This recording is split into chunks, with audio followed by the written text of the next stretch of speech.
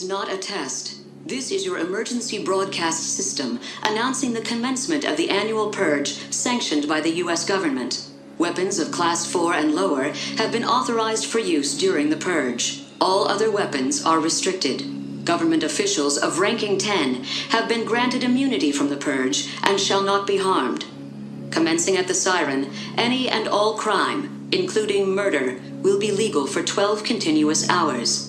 Police, fire, and emergency medical services will be unavailable until tomorrow morning at 7 a.m. when the purge concludes. Blessed be our new founding fathers and America, a nation reborn. May God be with you all.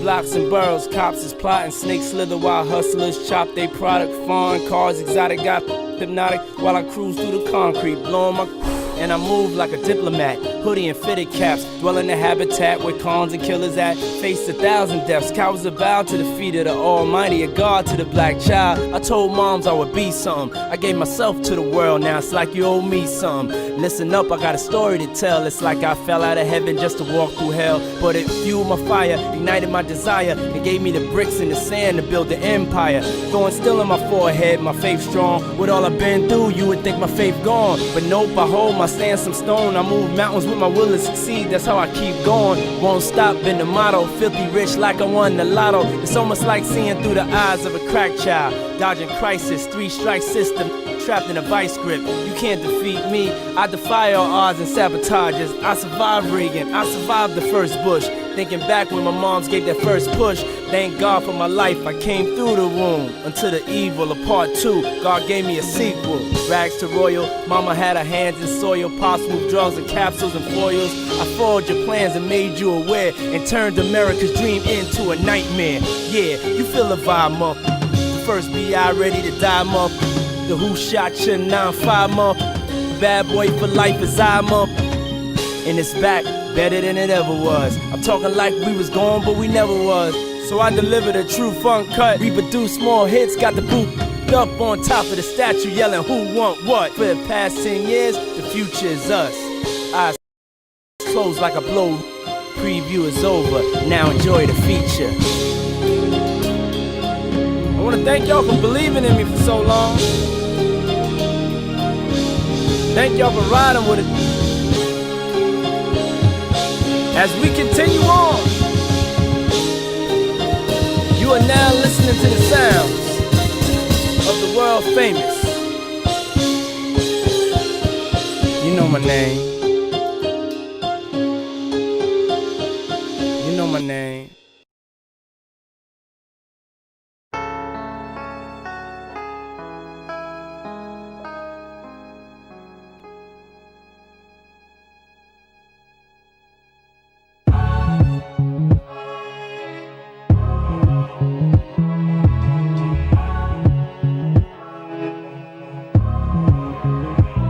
Motherfuckers say that I'm foolish, I only talk about Jews. Do you fools listen to music, or do you just skim through it? See, I'm influenced by the ghetto you ruined. The same dude you gave nothing, I made something doing what I do through and through. And I give you the news with a twist is just his ghetto point of view.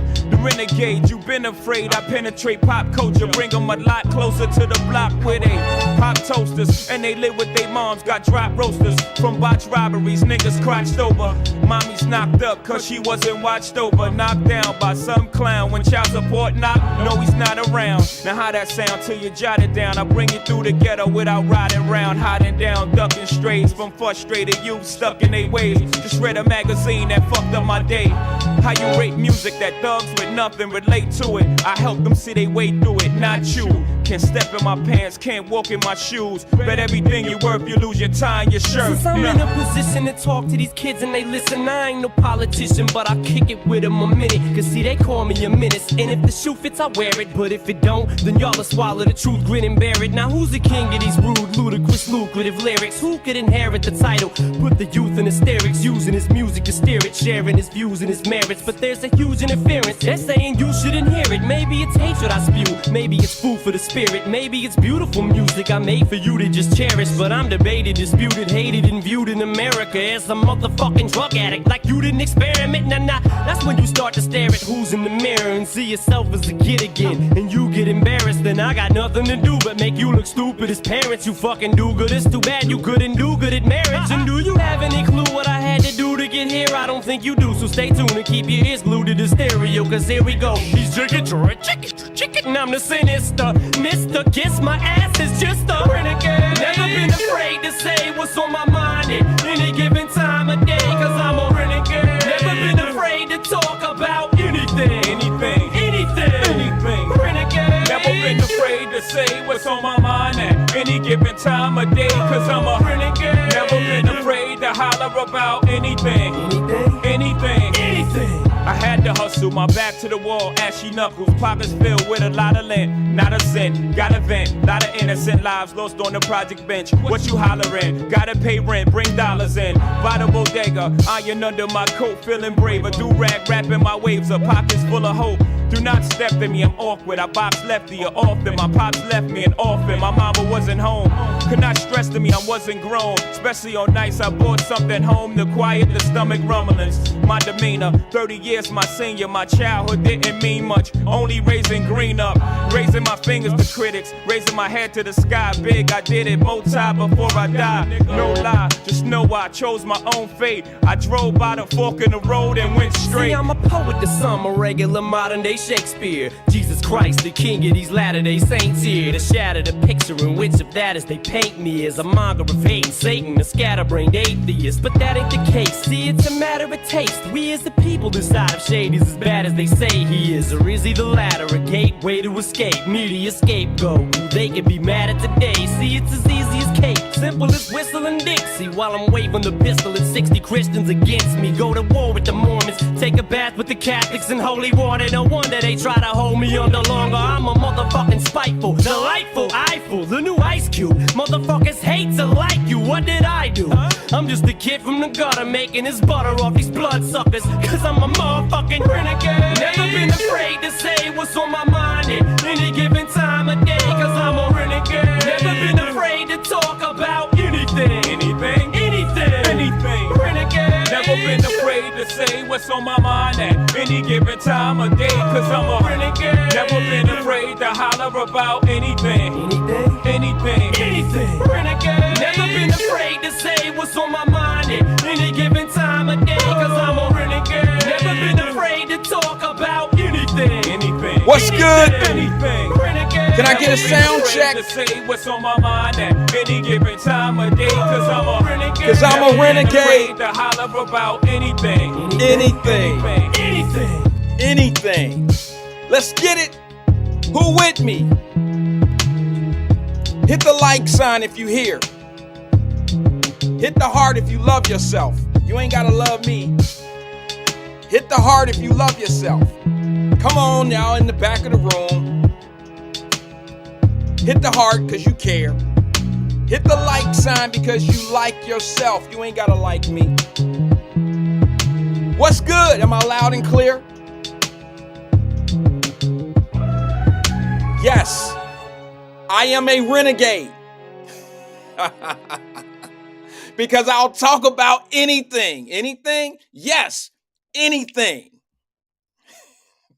What's good? But I talk about the things that matter. Maybe not the way people want to hear it. Who's here? Who's here? Let me know that you're here. Hit the like. Hit the share. Don't be selfish. Share it to someone. Let us know that you're here. Thank you for being here at the 9 a.m. test show. Sorry about being a little late because My daughter called and they had an issue. They have a stove at this at this cabin. Now I told you guys, thank you for those that are here and letting me know loud and clear. LaDonna Howard put her hand up like, I'm here. Thank you. Appreciate you, Queen. My daughter called, not in a panic, but somewhat in a, I don't know, shit. You know how kids are. They don't really need you till they need you. You know what I'm saying? When I'm telling them shit, like, don't forget to do this, don't forget to do that. Hey, make sure you do that. When I'm trying to do the checklist of the things they need to do, they give me all this too. They beatbox on my ass every time I'm trying to tell them something. All that old goofy shit every time I'm trying to tell them. They, damn, daddy. I know. But as soon as they call me and I try to tell them shit that they need to know, they half-ass listen when they try. Y'all know them kids. I got them type of kids that really don't want me to tell them. They want to know, but they really don't want me to be the one to tell them at this point of their life. So my daughter and them wake up this morning, they all out there in the cabins doing what they doing, and they all trying to be grown on their own and show each other how advanced they are in life and shit. And they didn't got this vacation plan with them and their friends, vacationing with the graduates and all this old shit. And now they waking up earlier than they ever wake up. And they gonna do good shit like fix breakfast. I buy the groceries in the house here at home, and y'all ain't never got up and fixed no damn breakfast. For me, for the house. But all of a sudden now y'all want to be all domestic and shit. And y'all want eggs and bacon and all this old shit. You know what I'm saying? So you got to call me to ask me, hey, Dad, the stove won't cut on. I said, all right, well, FaceTime me. Let me take a look at it. I can't fix it from here, but let me at least look at it. So they FaceTime me, and the first thing I see is it's a gas stove. Now, you got to understand, I have two stoves, one in each home, right? Both of them are gas stoves. I prefer gas stoves. I just, quite frankly, think they cook a little better evening. I just think that. I don't know. I could be wrong. Maybe I'm just an old head about that shit. That being said, I do know they bake better. I've heard from bakeries and guys that bake shit told me that gas stoves bake better when they're baking cakes and pies and shit. I don't know. That all being said, they called me talking about the stove won't light, but I smell the gas. Help me, Daddy, help me. So I do what the dad do, and in the middle, not even in the middle, like a quarter of me just getting the shit out my mouth saying, hey, I think I know what the problem is. They already telling me what's wrong. You called me for my advice and my information on the stove. Don't cut me off. Don't cut me off when I'm trying to tell you what's going on. So come to find out, like one of the pilot, the little pilot light wasn't on. I think at the cabins, they probably forgot to cut it on. They may cut it off when the cabins are not rented. You know what I'm saying? So in this particular case, one of the pilots wasn't on. So I told him what to do, to light the pilot. Thank you. Thanks for this. It's a newer model. So it has a self-lighting pilot light. I don't have that shit on my stove. I've never seen it before, but it's a button on the back of the stove, and you click it. Sort of like these gas grills. Okay? Gas grill. You click this button and it ignites the, pilot. So I seen that. I'm walking them through it, but as I'm trying to tell them, they telling me, no, Daddy, no, don't, Daddy, no, Daddy, I don't see that, Daddy. I'm looking at what you looking at. I just had to say, finally, I had to get off my phone. Well, Daddy, it's not working. Well, are you going to listen to me or are you going to figure this shit out? You called me so you can try to figure it out. Y'all know what I'm talking about. Don't call me trying to figure the shit out. You call me for the information. I'm about to give it to you. Don't sit here and call me and be trying to figure the shit out on your own. I know what to do. So that's what the call. And you know they called right when I was hitting the power button. You couldn't have called me 15 minutes ago. You couldn't have called me an hour ago. You called me soon as I hit the power button. Now, I'm supposed to be a very patient man. I got shit to do. I got people I want to talk to. I'm going on live. And y'all interrupting my space and my time. And I got to now deal with an attitude of Miss Know-It-All. And all the kids in the background all over each other. And none of them want to seem to be dumb. So they all act like they know everything. Pisses me off. Pisses me off. Anyway, welcome to fatherhood. Welcome to fatherhood. Welcome to fatherhood. What's good with everybody?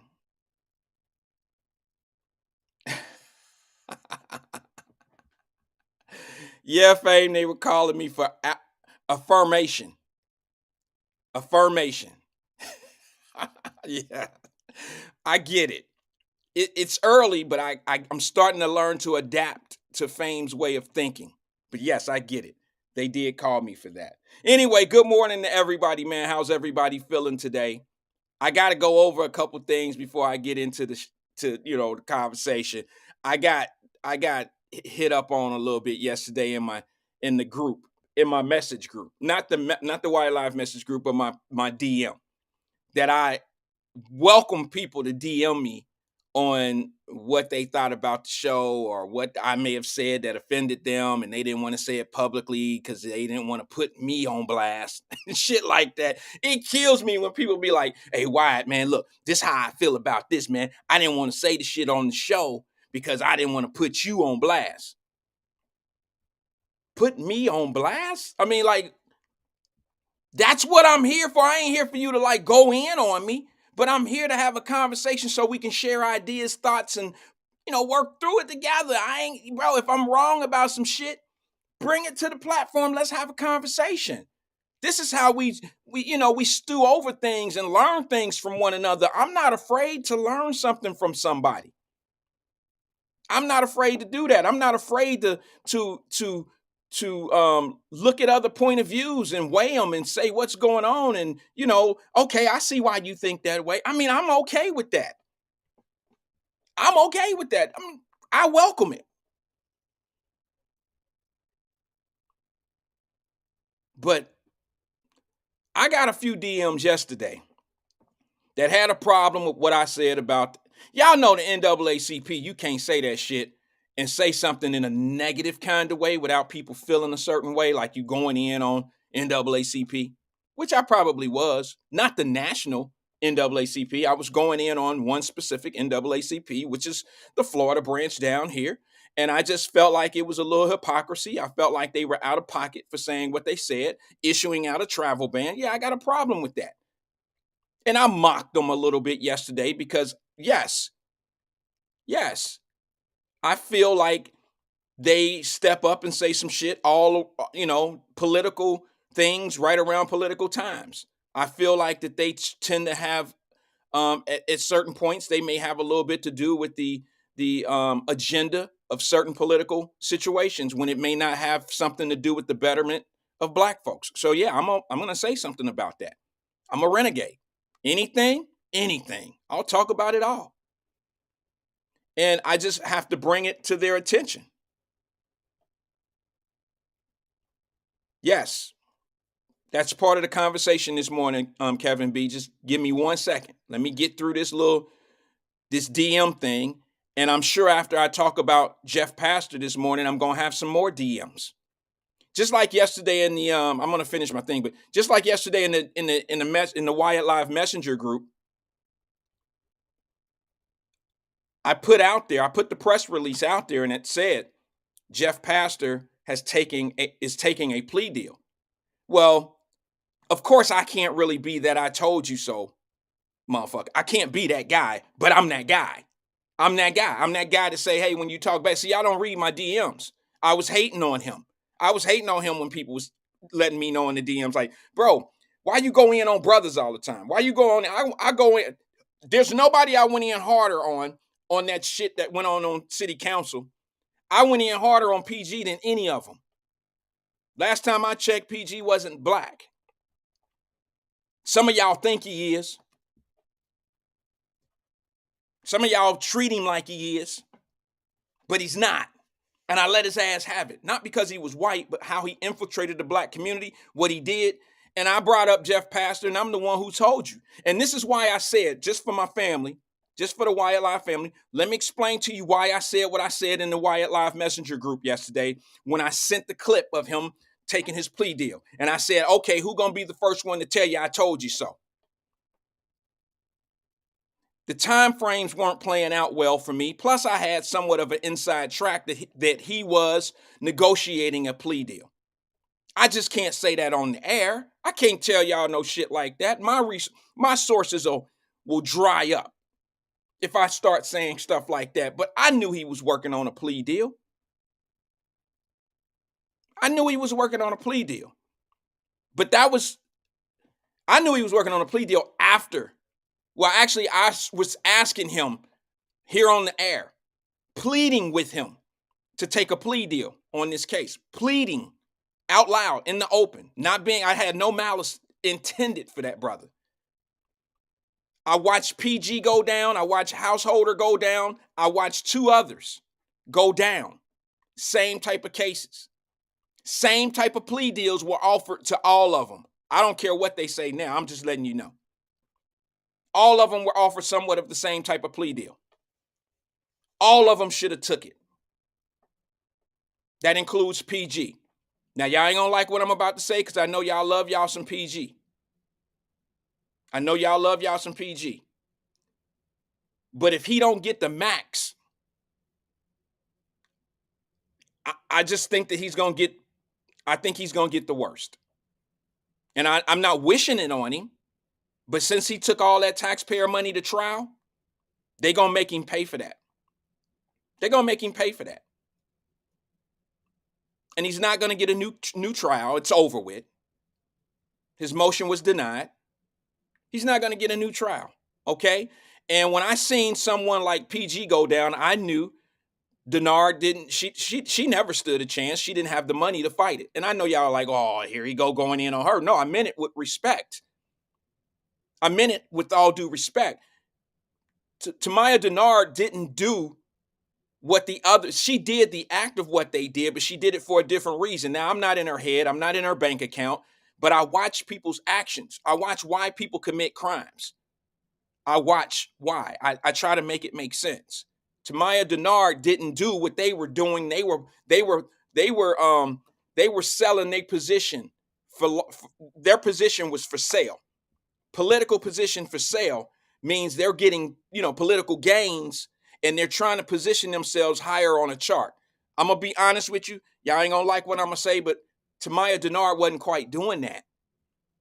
She did what we call, she just kind of was doing the jack off money. I know it ain't pretty. It ain't nice to say, but it is what it is. She wasn't doing she didn't do what she did to position herself like Nucky Thomas on Boardwalk Empire, like PG was trying to do, like Jeff Pastor was trying to do. Tamaya Denard did this shit for for selfish reasons for her pocket. I know the difference between what they were doing. None of it is right. But PG was definitely trying to be Nucky Thompson. If y'all don't know who that is, go watch HBO special Boardwalk Empire. So I never said anything, real, I just told what I knew about the Denard case. I'm glad she took a deal. I told you back then, that was year one of Wyatt Live. I said she needs to take a deal. And she took a deal quickly. And that's why they were real lenient on her. Jeff Pastor, I'm not quite sure what they're going to do as far as his time. I don't know what the plea deal consists of. I know it's going to be, well, you know what? I'll be honest with you. I don't know if it's going to be jail time. I can't imagine it not being. I can't imagine it not being jail time. I mean, he's already rolled the ball of starting a trial. He lost one attorney that attorney got in trouble. Taxpayer money has already gone towards their investigations, their trials. And yeah, I can't imagine them not giving him some type of time for in his plea. Now, it's possible that he could have took a plea deal that you know that has arrangements in it where he can never run for office because he's a convicted individual, convicted felon in this case. And it might just be probation because he doesn't have a record. It might be. But I'm going to tell you something. People ain't going to like when I say this one either. But I've always found it to be a little bit leery when people catch Fed cases and they get probation. I mean, it's just something to it. It's not just you getting probation because you missed a good bar. You're not getting Fed case probation because you the nice guy or the nice woman. There's always something attached to that Fed probation. That's just me. I'll leave it on the table. You use your own imagination. You get what you want to get out of that comment. Some might not want to believe that, but when you're doing selfish acts like that, it's very difficult to get probation through the Feds. But what do I know? We're right here where I thought we would be. 3 years later, here we are with all of them either gone to jail, losing the case, or taking a plea deal. And those were the three options that I gave you. When I said these city council members were facing these charges, I said they're all going to jail. They're all going to have to either go to jail. And to be honest with you, I just thought a plea deal consisted of jail as well. If they took a plea deal, I figured there would be some jail time. Pastor was pretty much, all of them were in the frying pan. All of them was pretty much baked chicken, to be honest with you. If it would have been Hamilton County or Cincinnati or, some local enforcement that were running the investigations and the stings, there could have been holes. There could have been situations that they probably could have escaped, or the court system would have been a little bit more lenient. There's a possibility of all of that. But when you're talking about the federal government who sets you up on wires, sets you up on voice boxes, here's what a lot of people don't understand about the PG thing. I knew he was fried when they told me they had 2 years of investigating. From 2018 to like 2021, I knew he was fried. I knew he was done. They're not going to file an indictment like I've been telling you. They're not going to file an indictment unless they have you. If they can't get it all tied up in a pretty little knot, they won't file an indictment. They won't. You could go 3, 4 years, 5 years, 6 years doing the same shit. Until they can get your ass in a knot, they're not going to file an indictment. Once they filed that indictment, I knew they had the clock with, in Tony Montana, Scarface. Remember the little clock in the room where the 12 was missing and it was the little eye looking down on the table while they was counting money? The feds had all that shit on PG. They had them sitting in restaurants. They had them sitting in condos. They had them sitting in hotel rooms in Columbus. They had them sitting in hotel rooms in Cincinnati. It was over. I knew it was over.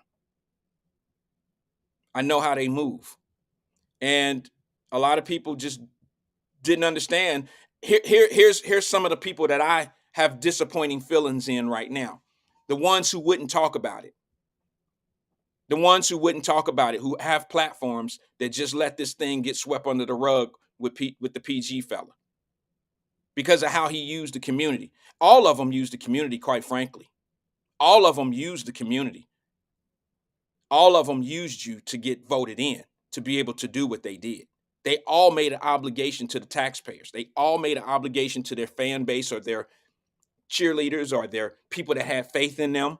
I don't mean that in a disrespectful manner, but it's true. What I just said is a fact. They all deceived and did something wrong to the people that was trusting them. And the problem that I have is the leadership in the city. If it would have been other people, if they would have been, if it would have been other people, there's no doubt in my mind that the city would have spoke up. The city that looked like me, which I didn't even go in like I probably could have went in. So I'm not going to go in on Jeff Pastor any harder that I went in on the Tamaya Denard lady. I look, man, they made bad decisions. PG, they all made bad decisions, man. That don't necessarily make them evil, nasty people. I don't like the deception, but they didn't do something that that I feel was detrimental to people. They may have played us economically. They may have been in for personal gain, but they didn't do anything that put people in a position that was going to risk their lives and stuff like that. If that was the case, this would be a whole different conversation. It would be a totally different conversation. And for y'all that think just because I ain't saying nothing, going in hard, I got some shit to say, but I'm not gonna attack a man whose family is dangling on the outcome of a court case, a pending court case. I'm not gonna do that. I can't find myself to do that. I mean, I don't have any influence of what type of time or what they plea deal or any of that. I don't have any case. I don't have any say so on that. I have an opinion about it, but I'm not gonna smash a man or a woman while they're down. That's for damn sure. I've been there. I've been crushed before, and then here come the rest of the people who want to step over my ashes. Damn, I'm dead already. I'm gone. I'm done. Why step on my ashes? Kicking my ashes down the street. Wow. Been there. So I'm not going to do that. But what I will do is I will go over some of the facts. I will talk about some of the things. I will talk about some of the differences. I think you can learn a lot from situations like this. I think you can learn about people who you sometimes trust and who you can't, who you put your trust in. And when people will suppress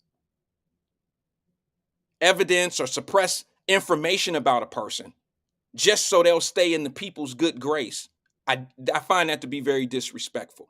You don't deserve to be in a position to be able to speak on a platform if you're not going to tell the real or tell the truth about what really happened. You're not going to admit how you could have been complicit in opening up your church or opening up your platform for these people to come in and do what they do.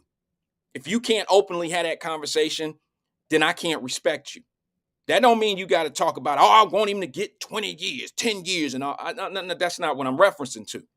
I'm saying if you're not big enough to tell where you may have been complicit in sharing their voices throughout the city of Cincinnati and claiming that these people are great for you, you're not big enough to come back and say, I made a mistake. These were selfish individuals and they kind of played us. That don't mean hate them. You can explain it that way like I'm doing. I'm telling you. You don't have to hate these individuals, but you do have to be fair about what the fuck happened. And that is selfish behavior happened in political space where people were believing in you, stood out in the rain and voted for you. And here's the sad thing about it all. I feel more sorry for those folks' family than I do them. Because they family have Jeff Pastor has a beautiful wife and kids. I've never met her. I don't even know what she looked like. I mean, I know what she looked like, but I don't know how she acts or any of that. Like, she's a beautiful individual from what I can see. Jeff Pastor, PG Sittenfeld has a beautiful wife, kids, and the whole nine. Denard has a family, mother, a whole nine. They family didn't deserve the blowback that came from what decisions they made. So I feel more sorry for their families. And I'm sure they felt horrible what they did to their families. Jeff Pastor's wife was pregnant when that indictment came down. I couldn't imagine being in his shoes and being, accused of something that can send me to jail and I have a pregnant wife. I couldn't imagine that. So I'm pretty sure, even with all this public criticism and all that old shit that's going on out here, I'm sure that can't stand up to how they really feel when they went home every day, when they had to look at their wives or their significant other or the boyfriends, girlfriends, whatever you got. I can't imagine that feeling. I can't imagine that feeling. Some of the things that help me get through the day sometime when I'm having a hard day is I go home and I look at my wife sometimes. I just be like, what if I had some bad news to tell her? Let me appreciate the moment that I don't have bad news. It makes me, it reminds me not to create bad news. You get it? It kind of puts me like we went to lunch the other day when my kids were going off to do what they were going to do. They were doing something. They went somewhere together with a group of friends. This was last week or something. And my wife and I were sitting back eating lunch, and I was just looking at her and I was saying to myself, thank God I don't have to tell her some bad news. It's a refreshing feeling. And I do this on a regular. And the reason why I do that is because it reminds me when I'm ready to do some shit that might be some bad news to tell, it brings me down to earth and it makes me say, if I do this, I might have to go back and tell my wife some bad news. Let me be careful at what I'm doing out here.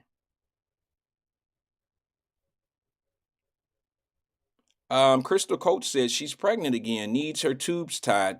I'm just saying it's not 1823. Who are you talking about, Crystal?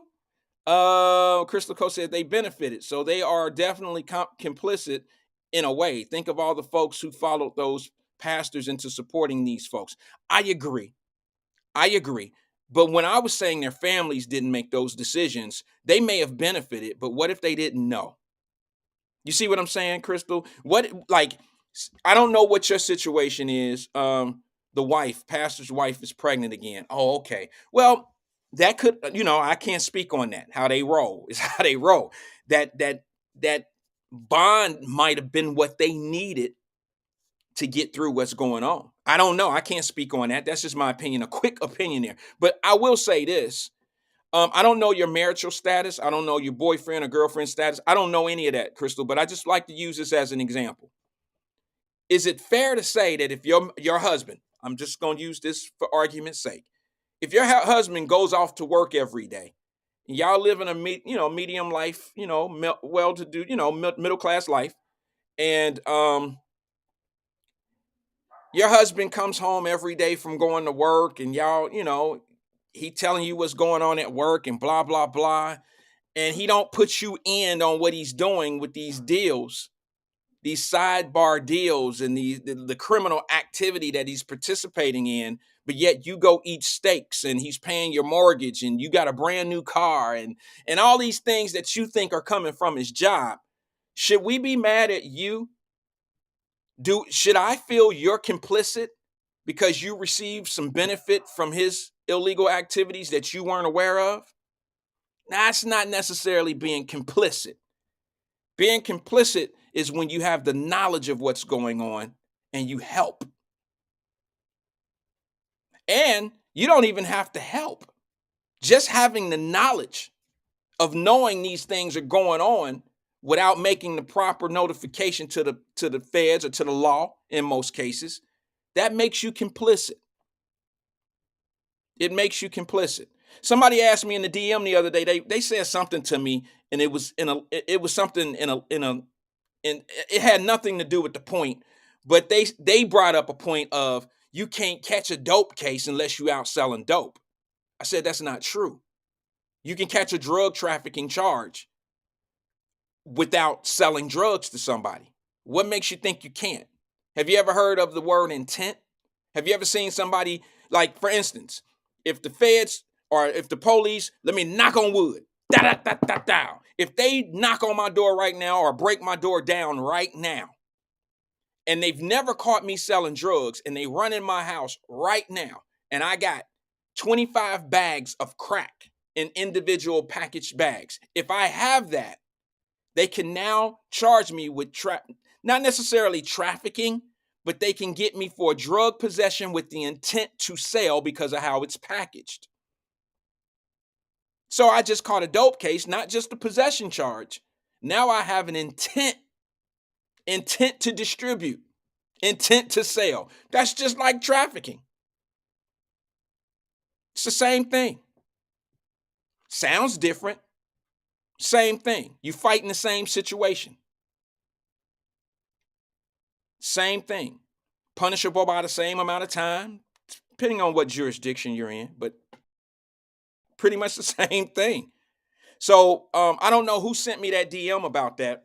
They were trying to give me the business, trying to tell me where I was wrong and this and this and that. I'm not going to argue. I'll just make my point. I don't tongue wrestle with people.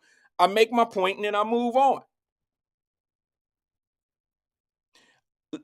Let me go to the phone lines real fast. This person's been on hold for a while, and let me see if I can bring them on real fast. Give me 1 second. Good morning, caller. This is Wyatt. Who am I speaking with? It's CK, Mr. White. Oh, thanks for holding, CK. You've been on hold for 10 minutes, man. Appreciate you holding. What's on your mind, brother? I had to hold, man. You talking about he facing 20 years, Sittenfield facing 20? No. I didn't quite say that. I think I might have been talking about something else, and it kind of incorporated into the conversation. I don't think he's facing 20 years. I don't know. I'll be honest with you. I never really got into the details of what he's facing, what the collaboration of the cases, what they add up to. I don't know. Yeah, you got to keep getting your wife pregnant when you facing that time. Because they said the pastor keep getting his wife pregnant. I mean, what else can he do? Because if you facing years in prison, what pastor they said is he got his wife pregnant and he going to jail? You're talking about Jeff Pastor. He's the ex. He used to be on City Council in Cincinnati. Yeah, he's doing the right thing because you just need something good, because you can't think of nothing more stressful than facing time over your head, can you, Mr. Wyatt? No, that's a tough one.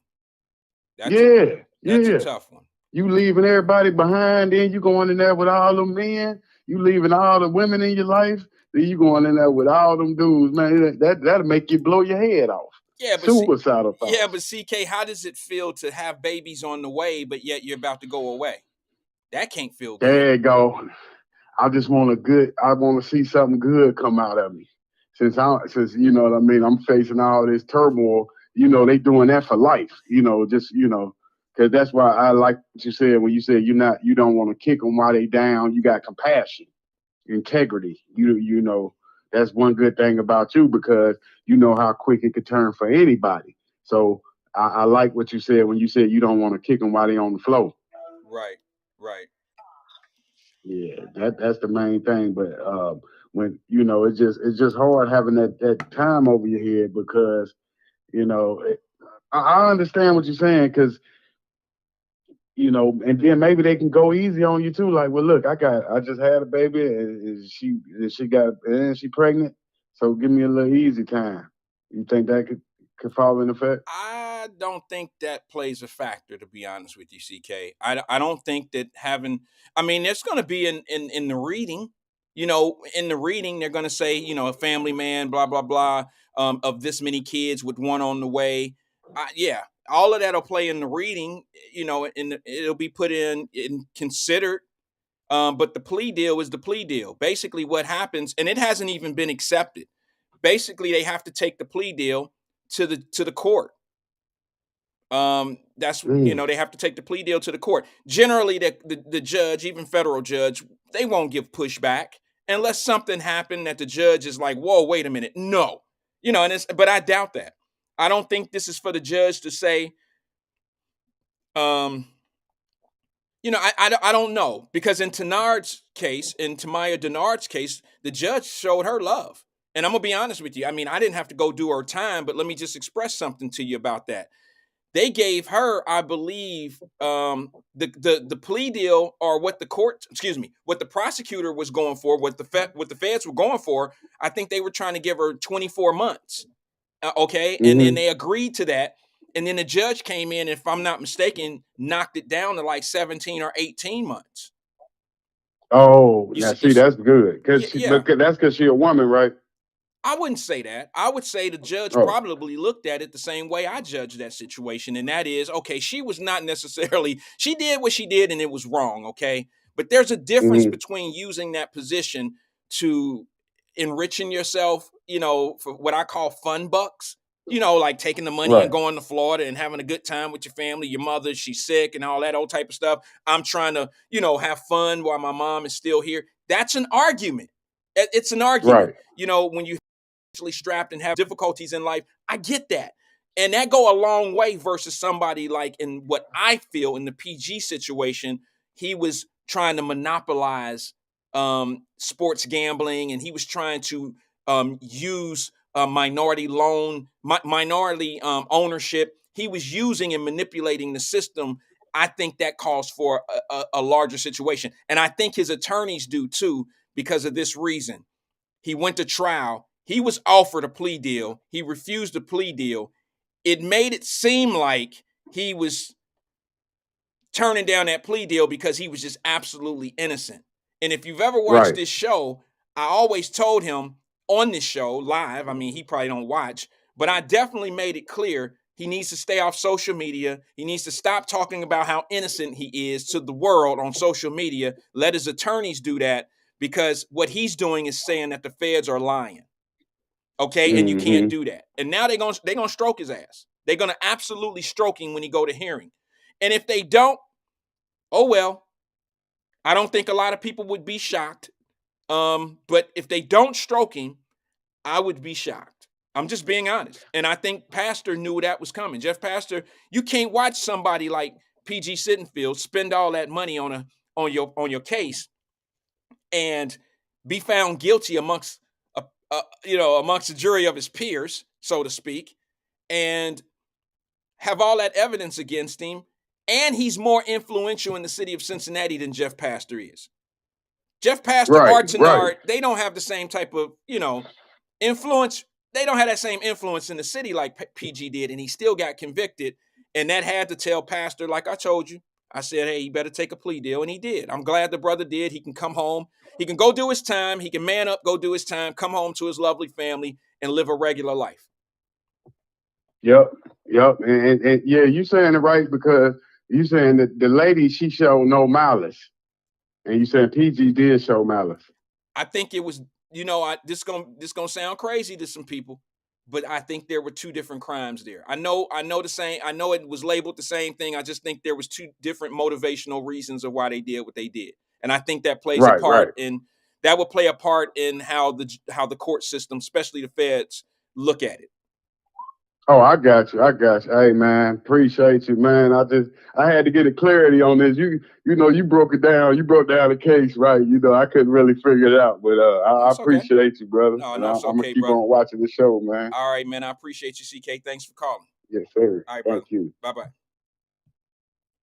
All right, while I had CK on the phone, my daughter called. If y'all don't mind, let me see if I can call her back. She know I'm doing the show, but I told her I'd call her right back. Let me see, if y'all don't mind, what's going on. 2 seconds.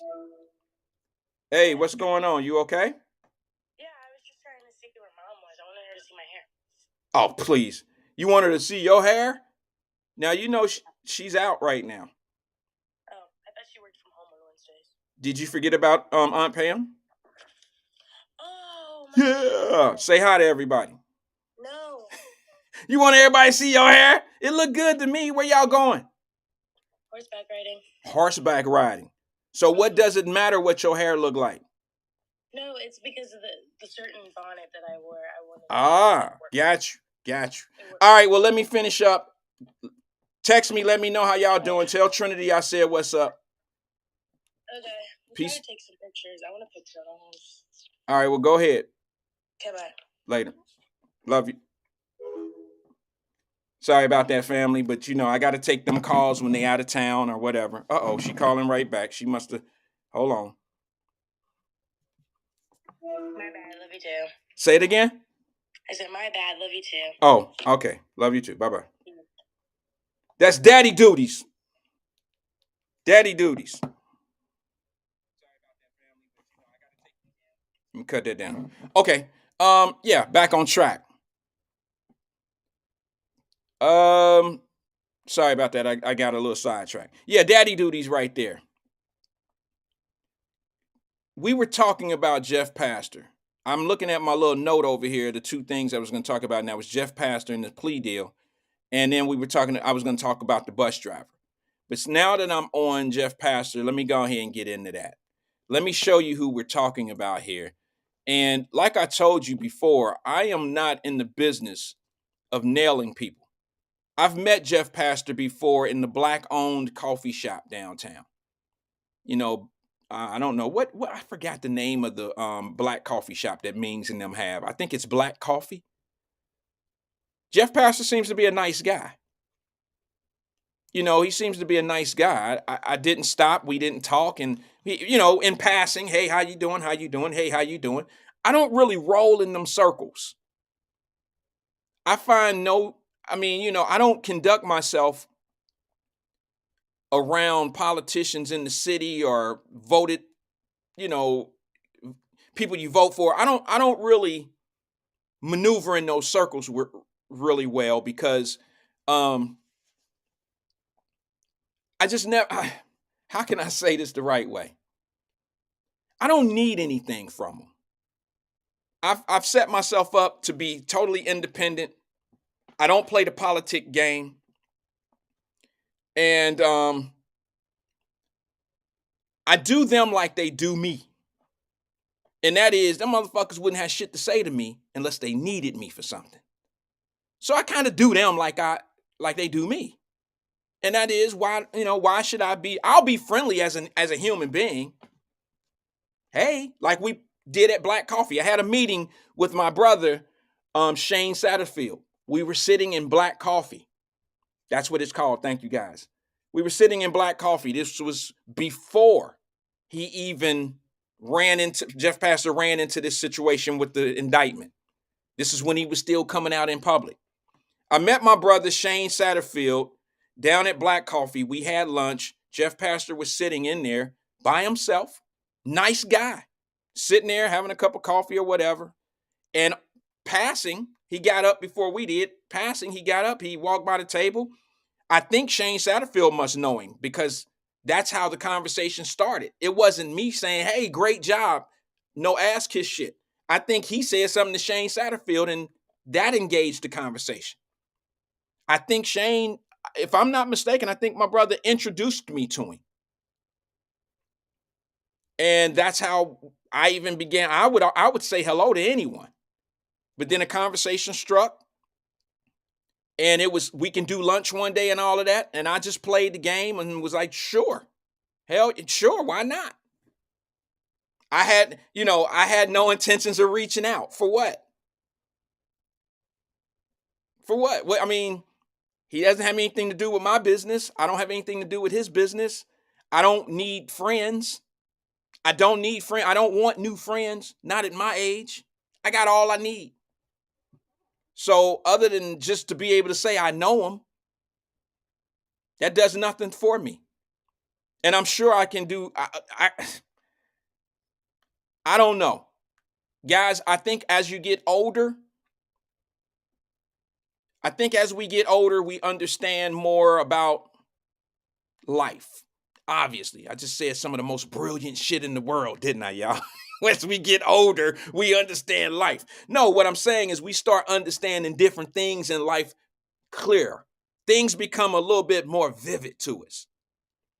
And I don't need new friends, okay? I don't really need new friends. I don't need new people because new shit tends to confuse my way of life. That's just me personally.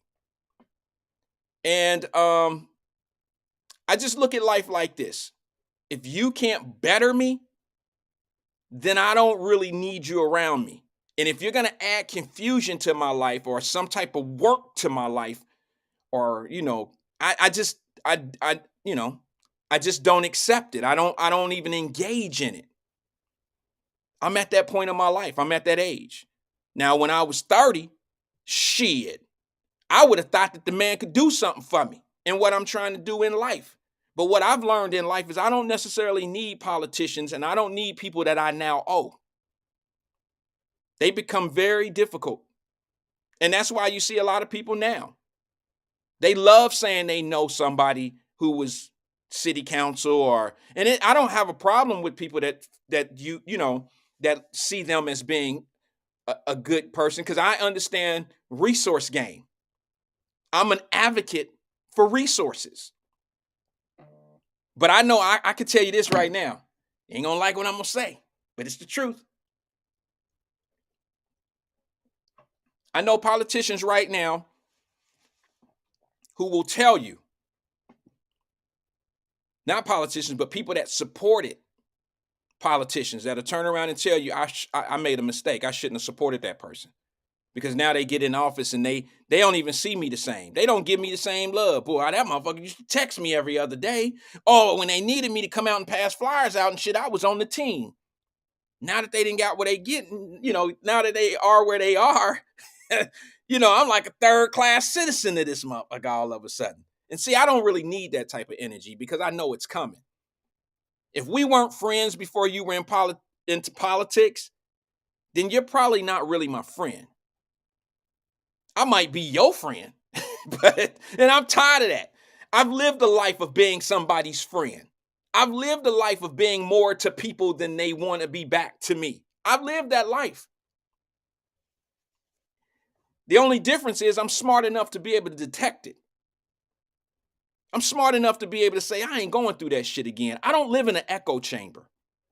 A lot of people live in an echo chamber. And if you don't understand what I'm saying, just keep doing what you're doing and remember this date and time. A lot of people live in echo chambers. They continuously hear the same thing over and over and over again. And if they don't hear those echoes, they feel abnormal. They feel uncomfortable. They feel like they they feel like they're out of place.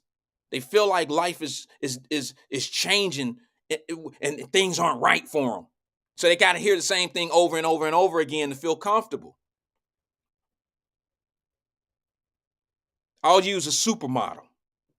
Supermodel been told she looked good or he looked good their whole life. As they get older, them looks and shit start to chisel away a little bit. They still might look good, but deep down inside, they know who they are. They see more wrinkles than you can see. They feel the aches and the pains in their body. You remember how great I used to look, but I know how I feel. That's what a supermodel is thinking. And they generally age before your eyes, and they know they doing it. But you've been telling them their whole life they gorgeous. The day that everybody stopped telling them that they gorgeous, they generally can't take it. They lived in an echo chamber. They can't handle the regular world out here. The world is now not the same because they haven't heard the same thing over and over and over and over again. I'm going to tell you a small little thing that I've done over the 20, 30 years of my life. I've watched and I've been friends with some of the people that are on the news, newscasters. And I've watched some of them. I mean, I know Trisha Mackey. I mean, that ain't like no clout and shit. I'm just saying she's been in the Cincinnati area on the same network for 20 plus years. Her and Rob. Same network.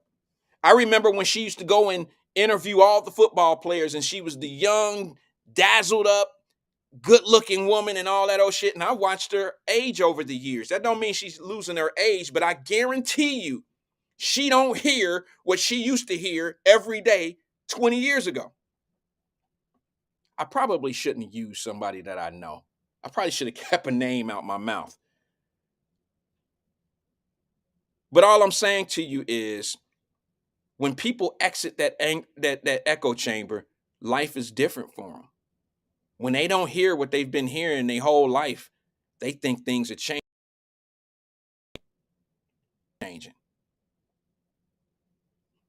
So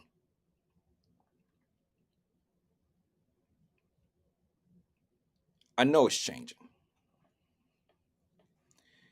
Anyway, let me get back on Jeff Pastor. I started the show by saying something like this, and then I think I either got a phone call or something threw me off. I probably threw myself off. Y'all know how easily I can do that. In the Wyatt Messenger group yesterday, when I put the story up about Jeff Pastor taking the plea deal, I put a comment up after, the post went up, then I made a comment about it, and I said, okay, who gonna be the first one? I probably shouldn't have went as far as to say, I told y'all. Didn't I tell you who gonna be the first one to say, Wyatt, you was right? That kind of came off as being a little selfish on my part. Let me explain. I'm not trying to justify it, but I do want to give you some reasoning of why I felt that way. And I probably sent it to the wrong group. I probably should have went back to my DMs and sent it back to everybody that called me a hater, called me somebody that didn't like my own people and all that old shit because of the truth that I was saying. I basically said that only because I was trying to show people what I said was with intent. It was good intent. I wanted him to take a plea deal. I wasn't saying that he was guilty. I was saying that chances are you're going to be found guilty. And if you don't take this plea deal, bro, they are going to max you out. They're going to max you out. And I didn't mean that in a good way. I don't mean that with malice in my heart towards him. I meant it because what was going on in Columbus with Larry Householder, they didn't, they convicted a man for over $50 million. They frying fish out here. They frying fish. They got politicians throughout Ohio in the skillet. He didn't stand a chance. And then I knew who his attorney was. And I knew I didn't want to be that guy to come out here and be like, all right, bro, did you see his representation? His rep is going to be that he going to jail. See, I didn't even want to say it like that. 6 months after, I didn't say anything. 6 months later, his damn attorney catch cases in Ohio and Kentucky. And I'm like, I probably should have said something. Let me go to the phone lines. Maybe somebody has something to say about what we're talking about.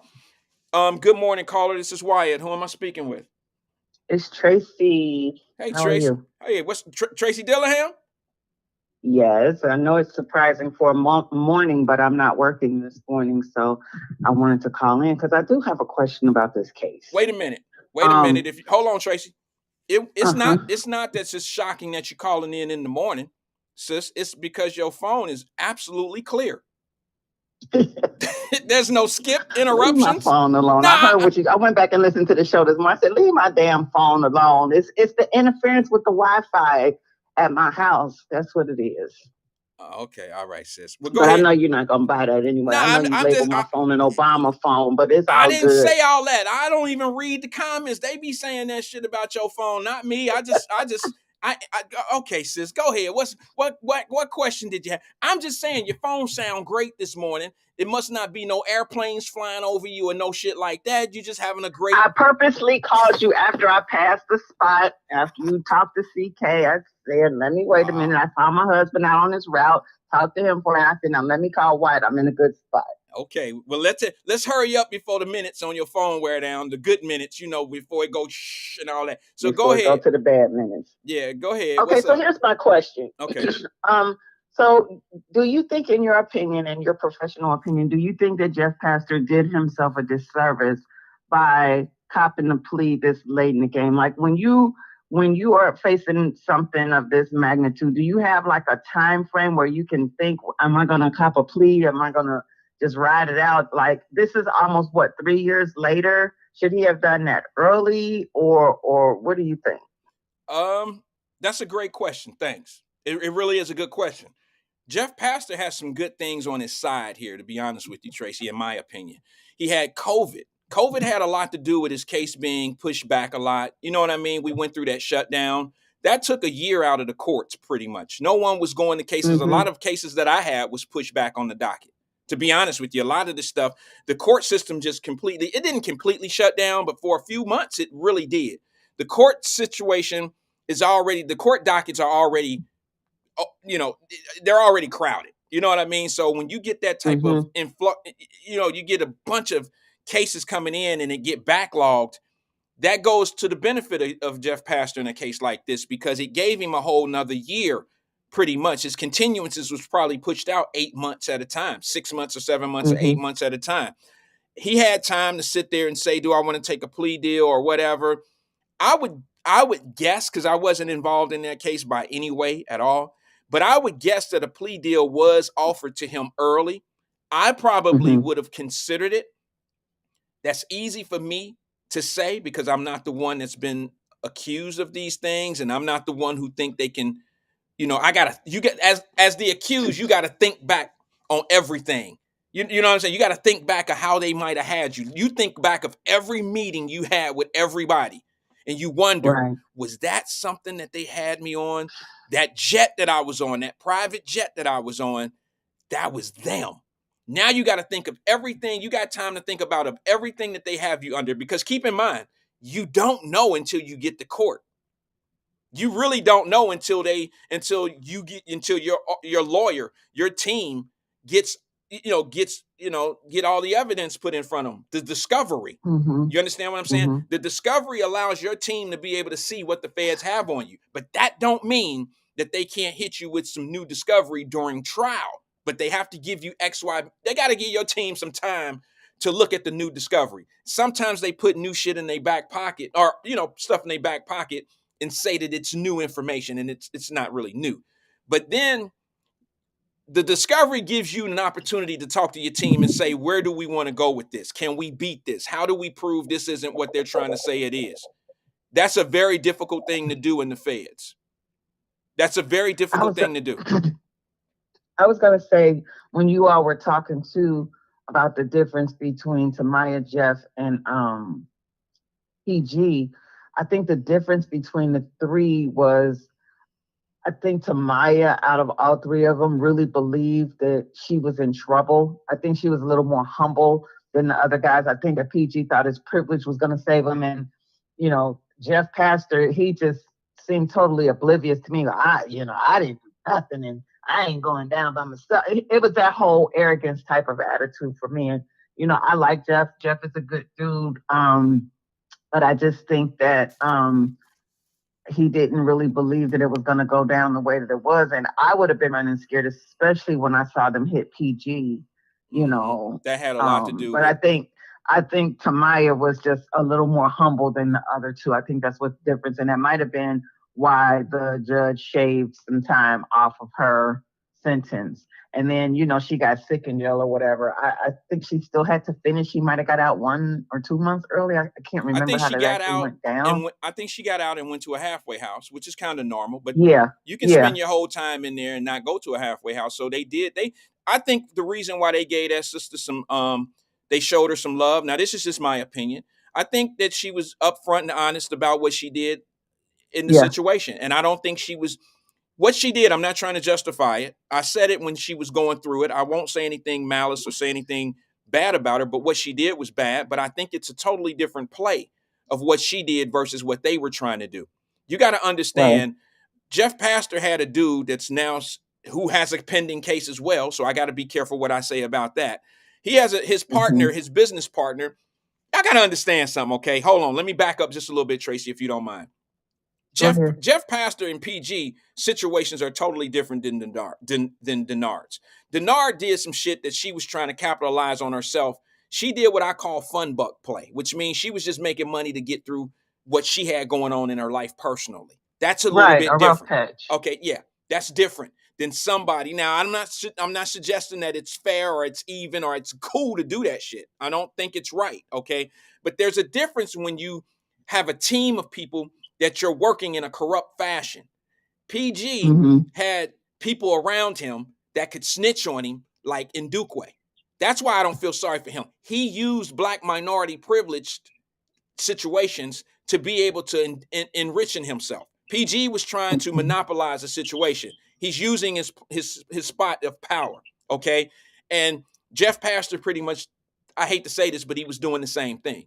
He basically was setting up somebody on his payroll. The feds were on him 6 months after he was put on city council. They said he was in motion of doing what he was doing. 6 months mean you coming in here with ill intent. I'm just being honest. You took this position to make the moves that you're making now. That was your whole intent when you come in and start up LLCs 6 months after you start the job on city council and you start getting your shit. I think it was before that though, Wyatt. I think it was when he was making it rain on them churches when he brought the attention on himself. Well, yeah, I mean, I'm talking about once he got on city council. They said What did you say? I'm sorry, sis. You broke up. You said you think it was before then? Remember how he was bouncing and hitting all the black churches and making it rain with the envelopes of money? I think that's when their antennas were raised. Okay. And I know it wasn't his personal money. I know it came from the white dude that was, helping him out, or however we call it in politics. Okay. But I think that's when they really started paying attention to Jeff. Let me ask Cincinnati a question. You might know this too. For my people in Cincinnati, was Jeff Pastor given that $25,000 per church? Was he giving that money while he was on council, or was he giving it before he got on council and looking for them? It was before. It was when he was campaigning. Okay, so he was making donations to the church to ease, to make it easier for him to be, elected. I get it. So I don't. Well, yeah. It was before. It wasn't when he was on council. No. So it was probably, that money. And this is, I got to be careful what I say, because I don't want it to sound like I'm involved or that I know something more than anybody. But if I'm an average person sitting back watching the play, I would have to say that those money drops that he was making were investments. Okay. And it was investments from investors. In other words, if I give this man XYZ amount of money to be able to go build his election base, you know what I'm saying? I expect that money back. Now, I don't know what Jeff Pastor was doing before he got in politics. Maybe he's a millionaire. I don't know. But whatever he was doing to accumulate the money to be able to pass off to a voter base, chances are, we all know that 25,000 to that voter base is basically an investment. It shows. It don't take long. Yeah. You obviously can see that I need those voters. I'm going to pay basically to get in their heart. And once I get them in my heart, they're going to vote for me. Now, when I get in office, 6 months in office, I set up LLCs. I get a business partner, and I'm trying to get him on payrolls illegally and getting him 90 grand or whatever it was a year. And they're setting up the corrupt play. So it was an investment to get in office, and he probably owed down to some people as well who may have given him or helped him get that money. Now, I don't want to paint this picture. I'm just pretty much drawing it out the way I see it. All right, that's just how I see it. And that's just my opinion. And my opinion is based on me. It has nothing to do. I'm not paid spokesperson or none of that. I have to do that so people will know. That's just me giving my common sense of how I know how money moves. And I mean, It's no different than the donors that donate to the campaigns of presidents. That's why when your president get in office, he owe down the big donors. He don't owe you the voter. He don't owe you shit. He owe the donors. He owe the people that gave him the big money to keep his face in your face. He owe them. And in Jeff Pastor's case, I've been saying, sis, that I hope he take a deal so he can go off, do whatever time that they agree upon, or that the judge and the prosecutor agree upon. And I'll be honest with you and just say that I think that he can recover from this, come home and be great. He has a family.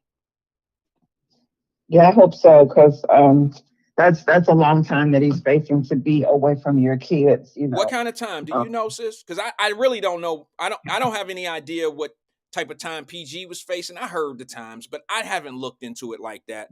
I heard what I hadn't looked into it either, but I just heard. I mean, and it all varied too. I don't know. Anytime away from your kids, hell, if it's 6 months, you can miss a lot. You can miss your kids' first steps. You know what I'm saying? Sure. So it's time is time, and it goes by so fast. And when you're talking years, even, oh my God, it's just so much to be missed. I mean, can you imagine if you was locked up this last year of your daughter's senior year of high school and you missed that?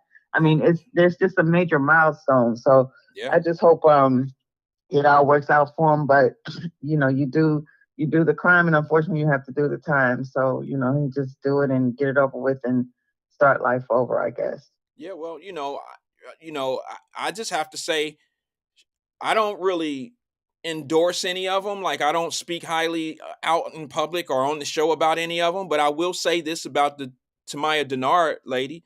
She stepped up to the plate, and she knows she was wrong, and they had a paper trail. I'll be honest with you. She didn't have any. Yeah.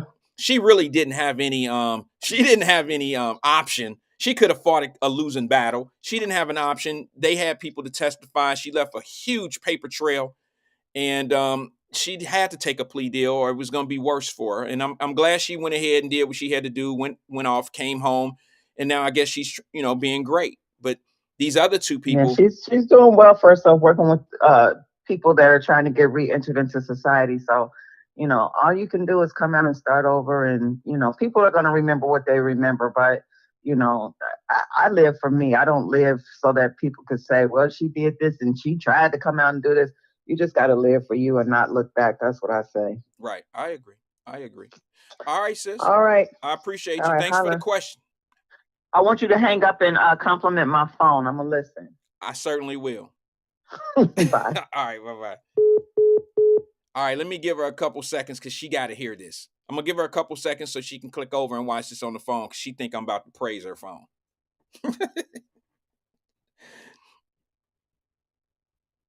All right, Tracy, just in case you watching, I'm going to say this nicely. Thank you for calling with a crystal clear phone. I appreciate your phone being crystal clear like the majority of people who carry cell phones. I appreciate you not calling us when you entered the world of the towers over by your house and the door jam. What is that? The doorbell thing didn't mess up your phone. I appreciate that, sis. Thank you for calling us and not blaming my phone for your phone acting up. Thank you. I appreciate it. Thanks for calling and having a clear line. Thank you. All right. I hope she heard that. Because y'all know if her phone would have been all, she'll say what she always say. First, it's my fault. Why? What's wrong with your phone? I'm like, damn. It's been all these times, and every time you call, the phone line's messed up, and you blame me. You something, T. You something, Tracy. I love you to death, but you something. It's all, y'all know that's women. I'm about to lose all the ladies on the show, but the fellas know what I'm talking about. Fellas know what I'm talking about. Ladies had this trait about it being somebody else's fault no matter what it is. Ladies, be mad at me if you want to. Ain't no fellas gonna come in and stamp what I'm saying right now because they just won't do the shit. All right, but I'm telling you the truth. That play right there what Tracy Dillingham did on me about these phones every time, it being my fault every time she called with a raggedy ass connection, that is the hand of a woman. Every time something is dusty out here, it's somebody else's fault. That's what y'all do. It's always somebody else's fault. It's always the man's fault. The ladies right now, see, I told every time I start agreeing with him, here he come with this bullshit. Then he say something stupid. He don't never say nothing good about women. That's a lie. All right. Let me give you a little bit of detail of what I don't know. I don't know what the agreed upon plea deal is that Jeff Pastor is going to sign, but I do know that he has a court date coming up, and that court date will determine if the court will accept the plea deal. Now, y'all do know that the plea deal really is not, it's an option, but it's not concrete at this point. Basically, your team is being offered a plea deal from the prosecutor, from the feds. And they say, hey, instead of you doing the maximum of 10 years, we're going to give you a plea deal of, we'll offer you 2 years, 24 months in exchange for your guilty plea to whatever, charges they want to put on the table. You can weigh it. I just don't think there's much to weigh when you're dealing with the feds. I'd have took the first deal. Here's what they don't do. They're never going to negotiate. This is like the worst thing you can do with the feds is negotiate a plea deal after you done started a trial. So for instance, you're facing 10 years at the beginning. They offer you 24 months at the beginning. You can either go to court, go to trial and fight, saying you're not guilty. This is what PG did. And he lost. He rolled the dice and he crapped out. He lost. So if they're offering you 10 years, if you're facing 10 years, they offer you 2 years and you end up taking it to trial, There's no way in hell you ever going to revisit. They're not going to revisit you at that 2 years. They're not going to do it.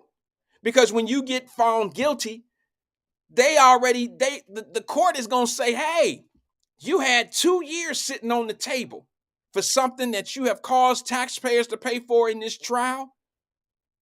It's been proven that you're guilty. You could have took that 2 years and saved us a whole lot of money, whole lot of aggravation. You could have kept our agents out of the courtroom. You could have kept us, we were working. Cost us $1 million to send you to jail. So now you're going to pay for our time. You're going to pay for our time. So instead of that 10 years that you were facing, and instead of that 2 years that you didn't accept, we're going to give you 8 years.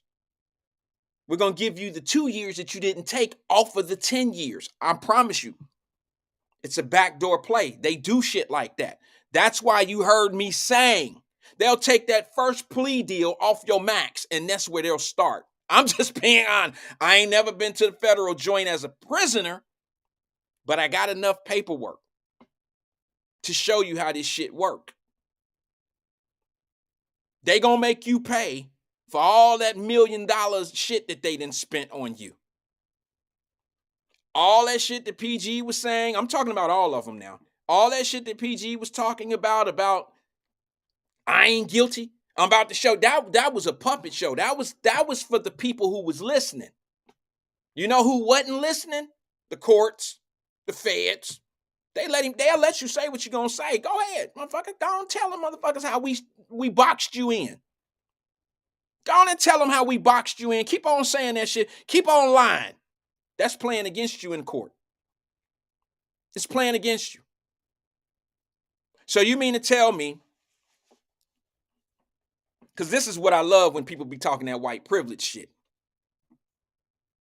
This white man who has a doctor for a wife, has really well-known parents, been to all the nicest schools in the city of Cincinnati, went off to, I believe, either Harvard or I think he went to Harvard, finished law school, all the influence of Cincinnati. He was very arrogant about that because he said, I can get the votes. I told y'all what I seen him do in Duke Energy at some type of some meeting they had, and he stood up against the police for the people just to get the cheers. He was clout chasing, just to get the cheers and the yells, and he endangered people. He endangered the people on the stage. He endangered the people, the staff members of the Duke Energy Center that day, just to be able to do that clout shit in front of all them black folks. A bunch of chaos agents came in there with bullhorns and all this old shit, and they was making they were really being disruptive at the Duke Energy Center.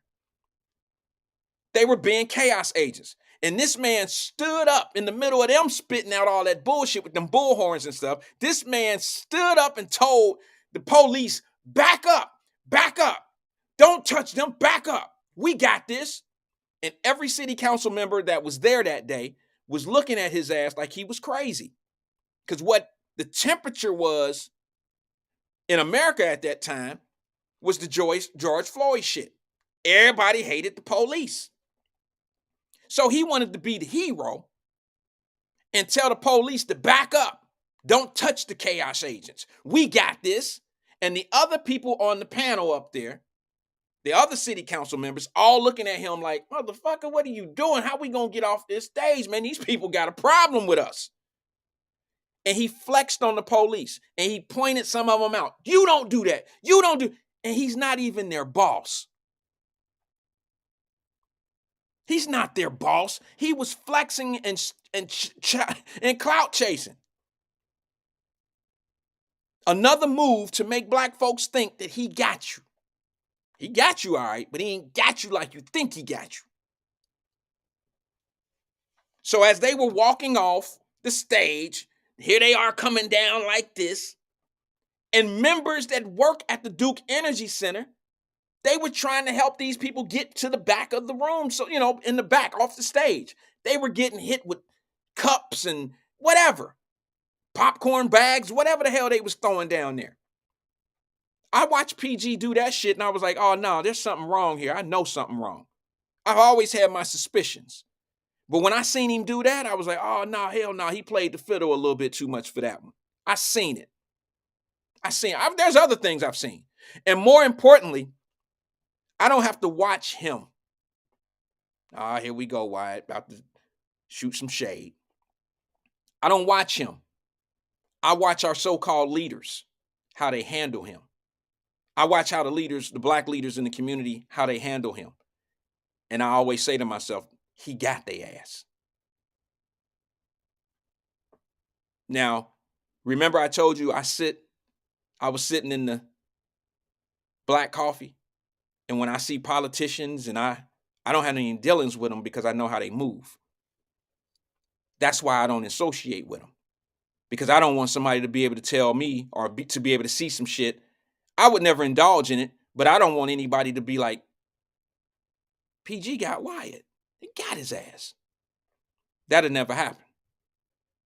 I've had previous administration council people come down to the courts and want to use me for a situation for somebody personal shit, a family member or this and that, and they want me to do the shit for free.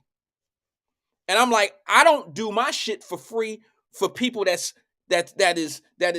barely making it. I don't will work for free on my chest. Sorry.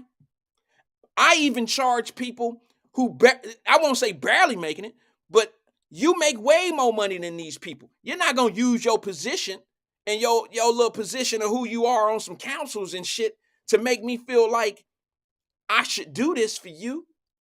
There's people that go to work every day, all day, and they son or daughter get in trouble and they putting their damn check. They live in check to check and they putting their check on the line for their kids. And you think I'm going to not charge you? You got me fucked all the way up. Sorry. That's just how I feel, y'all. Y'all know how I am. I've seen it. Been there. I don't play for fun bucks. That's just it. Me and you can't do business, and I'm just having fun with you, and that's how I'm getting my that's how I'm making my money. I don't. You can't deposit fun bucks. The bank don't take fun bucks. And I live my life like that. I stopped being friends and all that old fake shit with fake people and positional people. I stopped doing that years and years ago because they don't care about you. They really don't. They really don't care about you. They care what they can get from you, how you can help them position themselves better. I mean, that's obvious. PG Sittenfield and Ndukwe called themselves friends. They were positional friends. Get it? PG didn't even fuck with Ndukwe until he needed him again. Ndukwe didn't have any money. He didn't have enough to bring to the table to be able to do any deals with PG. He didn't have any money till he got with the feds, and then he brought in them undercovers on his ass, and now all of a sudden, PG want to play with Ndukwe all over again, and they can do business because now Ndukwe got millions of dollars of connections. That's why I say PG got exactly what he deserved, and he got it from a black man, and I'm so happy about that because you was trying to use a black man. The shit flipped on you.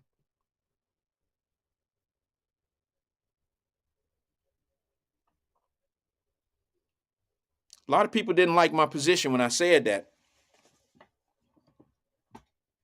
But I'm going to be honest and tell you that I look at our leadership. Your leadership tells you who you really need to be trusting. If your leadership is not explaining and telling the truth about even the black leaders, I mean, the black folks that are not saying the things that they need to say about people that are in leadership positions, they're complicit.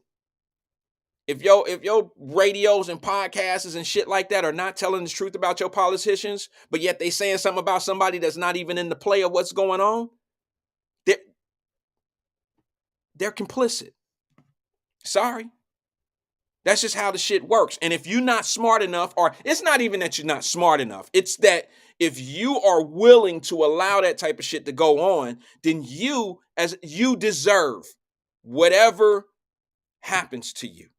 Whatever you feel like you've been cheated out of in life, you deserve it if you keep your mouth shut. And it's funny because we always talk about white cops. We always talk about they all racist. We talk about, well, if one is in the car and he's a racist and the other partner don't say nothing, then he's a racist too. He's complicit in the racism and all that old shit.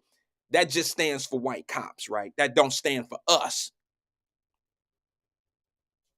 That don't mean if we sit back and watch our people manipulate our people and we don't say something about it, that don't make us complicit in the manipulation. See, that's that right there. I don't play ball like that. And I watched this. I even went back and said, Tamaya Denard, Jeff Pastor, PG Sittenfield. I said, if this would have been 3 white people, there's a group of chaos agents that would have tore this city up. They would have tore Cincinnati up. And I don't mean physically.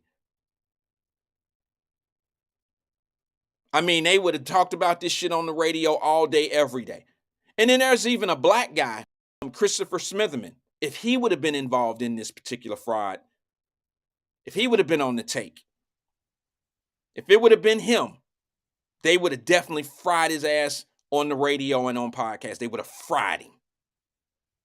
But no, they won't dare say anything about somebody that didn't have any good intent on you, even though that person was black. Now, that's the same white cop who won't tell on his partner for being racist. That's the same mentality.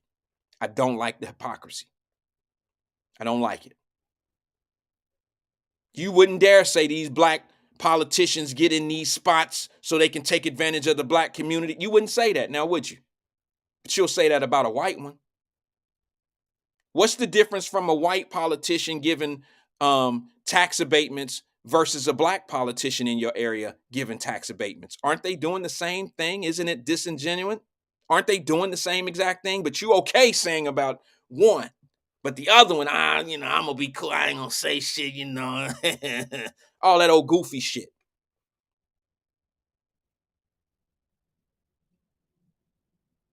It's funny.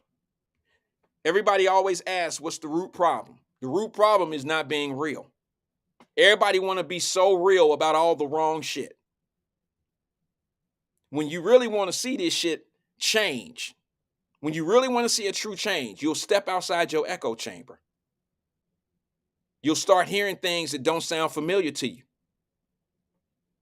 You'll start listening and going in a direction that you're just not used to. Sometimes you got to step into uncomfortable positions and uncomfortable areas in order to get a clear understanding. Because those echoes that you've been hearing your whole life, that's what you base your life off of. That's how you make your decision.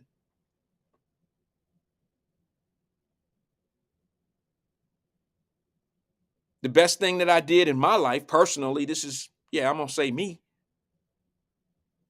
30 years ago, I stepped out of an echo chamber. I kind of stopped listening to all the things that I'm supposed to be. I'm supposed to know. I'm supposed to this. I'm supposed to that. I'm like that. I'm just like them. We all the same. They don't care about us. And I start paying attention like, damn, I hear all this shit about how bad those people over there are, but I'm going through more pain with my own people. More people I got people that owe me money that look like me more than I do them. I done been told by more of them, people that look like me, what I can't be and what I can't do. I don't get this. My grandmother told me a long time ago, y'all know how I am about my grandmama, man. My grandmother told me a long time ago, she said, Rand, don't ever let somebody tell you what you can and what you cannot do. And she was very specific. She said, especially your folks. She said, especially your folks. She said, because you know what? The things that are obvious to you, you'll deal with. It's the hidden ones that you can that sneak attack you. My granny told me a long time ago, she said,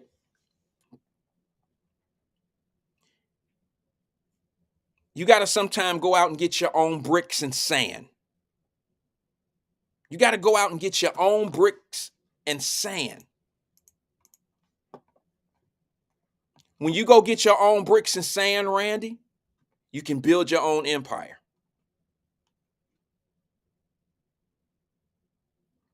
And I remember that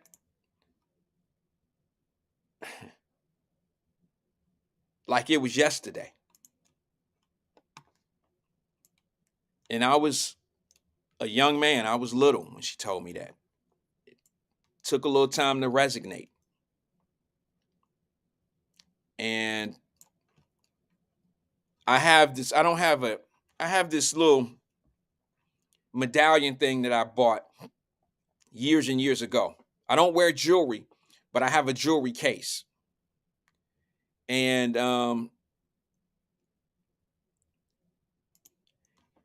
in that jewelry case, I have this medallion.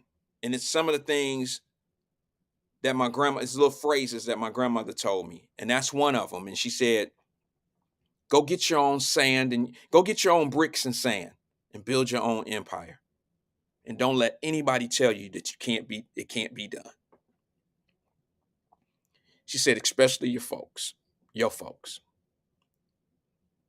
She said, them the only ones that's bold enough to tell you right in your face what you can and what you cannot do.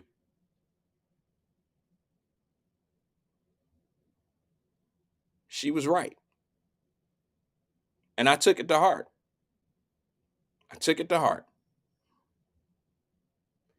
My grandmother was everything I needed.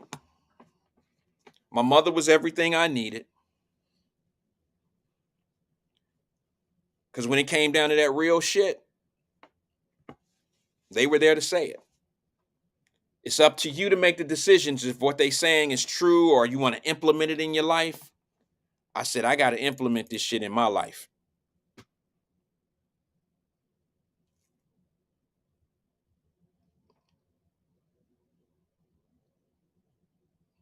Yeah.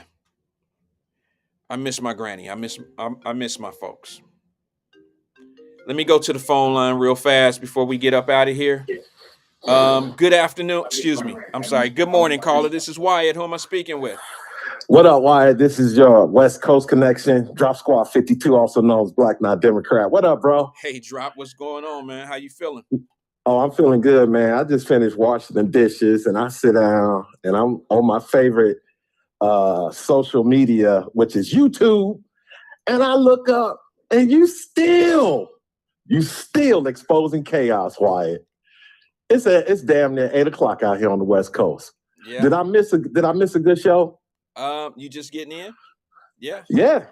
I think so. Oh man. Okay. Well, the reason I called, in this last minute, right? Because I know the shot clock is off. People getting up, leaving the stadium. But real quick, bro, somebody is back, and he's got a video on Twitter. I just sent you. I just tagged you on Twitter. Okay. But it's Ice Cube, bro. He back, Wyatt. Yeah. And I don't think they're going to be able to silence him this time because the desperate Democrats and the lamestream media, the willing accomplices of a desperate Democrat, they put something out, I think it was yesterday on MSNBC, explaining how the Democrat Party is going to have influencers from TikTok, other social media sites, musicians, athletes, they're going to all campaign for Sleepy Joe. So just get ready. It's starting to heat up. Chris Christie, former New Jersey governor, is getting ready to announce to go up against the other Republicans in the primary. So Wyatt, this shit is about to heat up, and the Democrats and the Republicans are going to try desperately hard to pull some of the black vote away from the Democrat Party. And the way Biden and Harris have performed these last 3 years, it's looking like whoever the Republican nominee is, they're going to be able to get at least 10% from the Democrats. So that's all I got, Wyatt, on this beautiful Wednesday, which is hump day for all you working people out there because I'm retired.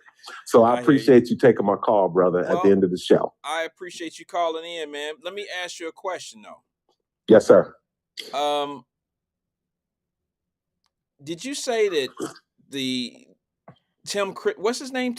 What's his name? The guy out of New Jersey. His name is Chris Christie. Chris Christie. Okay, I know him. The heavyset guy out of New Jersey. He's putting his hat in the ring as a Republican candidate.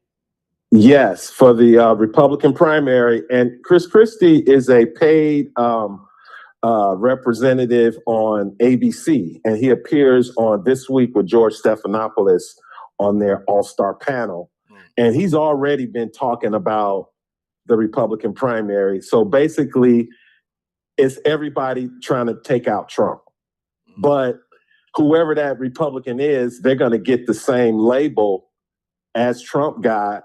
And they're going to have to say that if it's Ron DeSantis, Chris Christie, Nikki Haley, Tim Scott, they're going to have to say that they're worse than Donald Trump. Right. So I don't know if that's going to fly with the voters, but that's really all they have. Because their candidate, Joe Biden, is kind of weak right now. That's kind of what they're working on with the Ron DeSantis thing out of Florida here. The reason why all of a sudden they're attacking his, chaos agents, in order for them to win, they have to make you a racist. They have to make you out to be a racist. They have to make you out to be a homophobic. They have to make you out to be something that's totally against the people. Nothing about policy. It's always about, the people, how they're hateful people. And I was just talking about, how we need to, not we, but there's people that absolutely have to hear how difficult, how evil a person is in order for them to, to be, not considered a front runner, in other words. You know what I'm saying? But Wyatt, it's only Wyatt again. I'll say this again. And before I go, shout out to Kevin B. Phillips for my new nickname, Cough Drop. but Wyatt, the only reason that they play the race card is because of that 88% of Black voters. They cannot allow that number to go below 86%. And if they are, Wyatt, they know they don't have any other voting block to replace that 7 to 8% that they're going to lose. And that doesn't mean that they're going to go vote for Republican. That means they're going to stay at home. Yeah, well, they're working on that number. They're working big time. But see, Wyatt, how are they going to discredit Ice Cube this time? If he comes back and he says, look, I told you so. The Democrat Party don't give a shit about Black people until it's time to vote for the presidential election. But let me ask you this, though, Drop. What did Cube say that we haven't been talking about here? I mean, are other people? Cube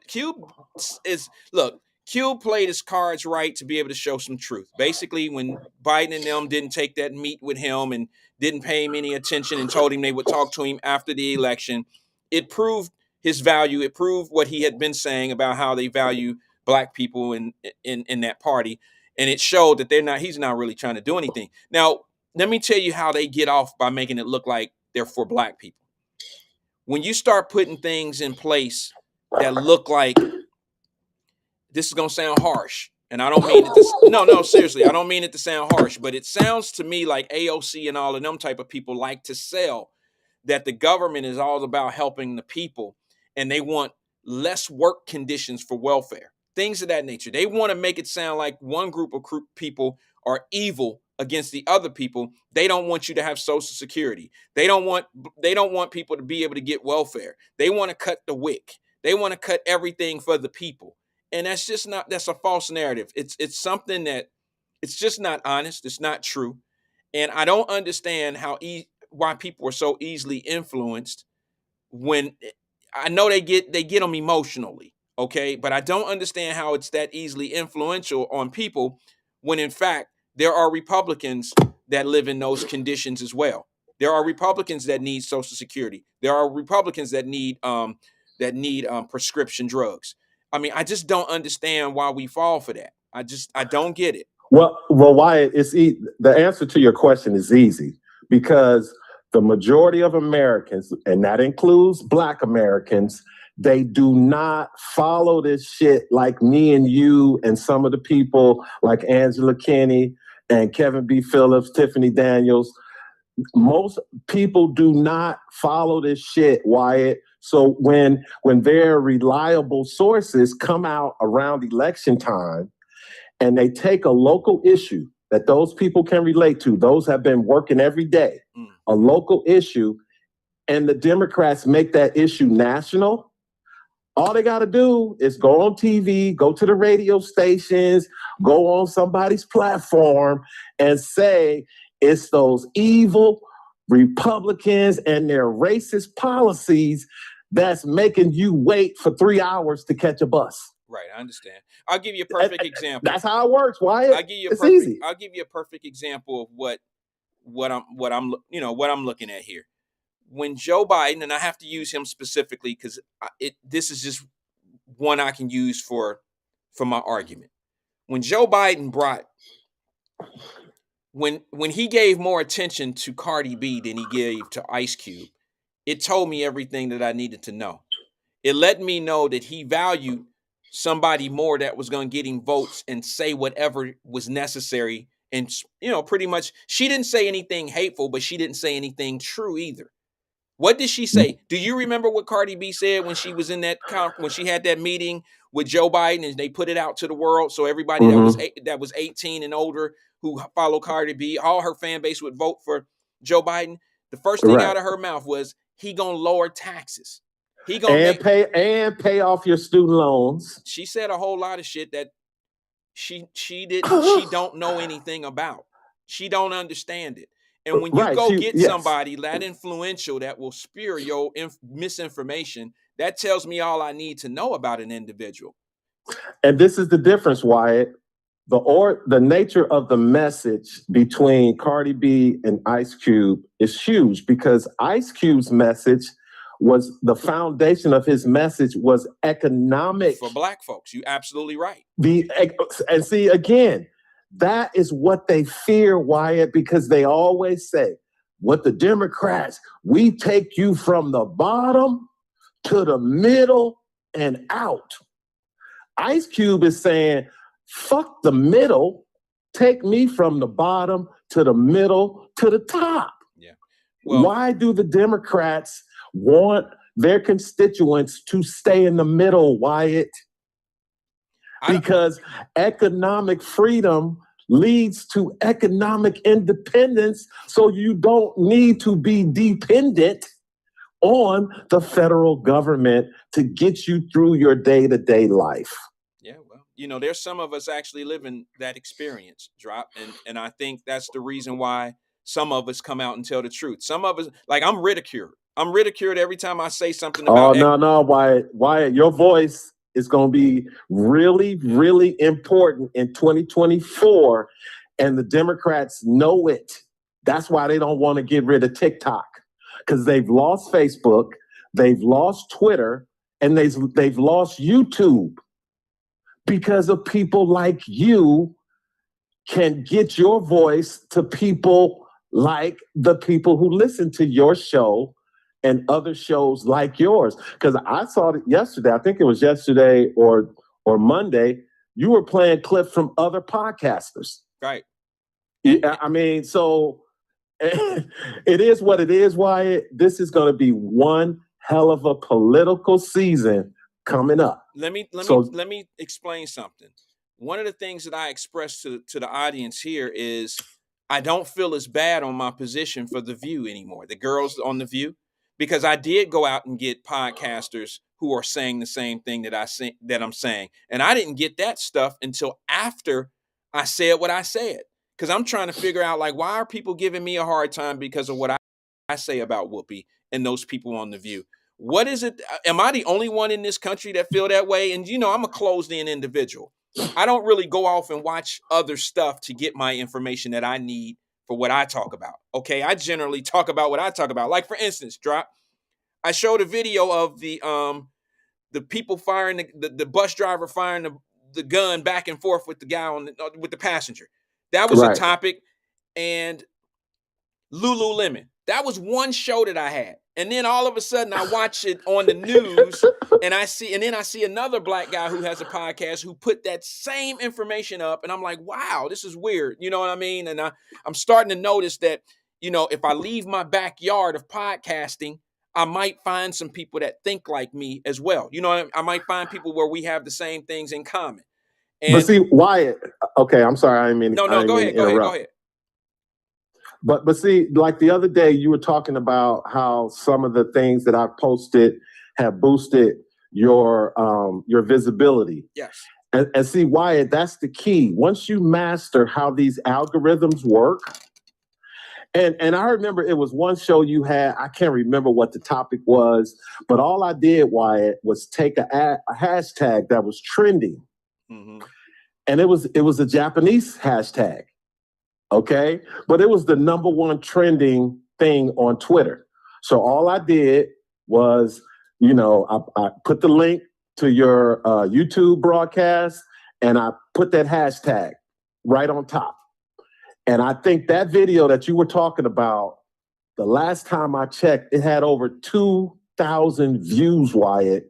And this is from a Twitter hashtag from Japan.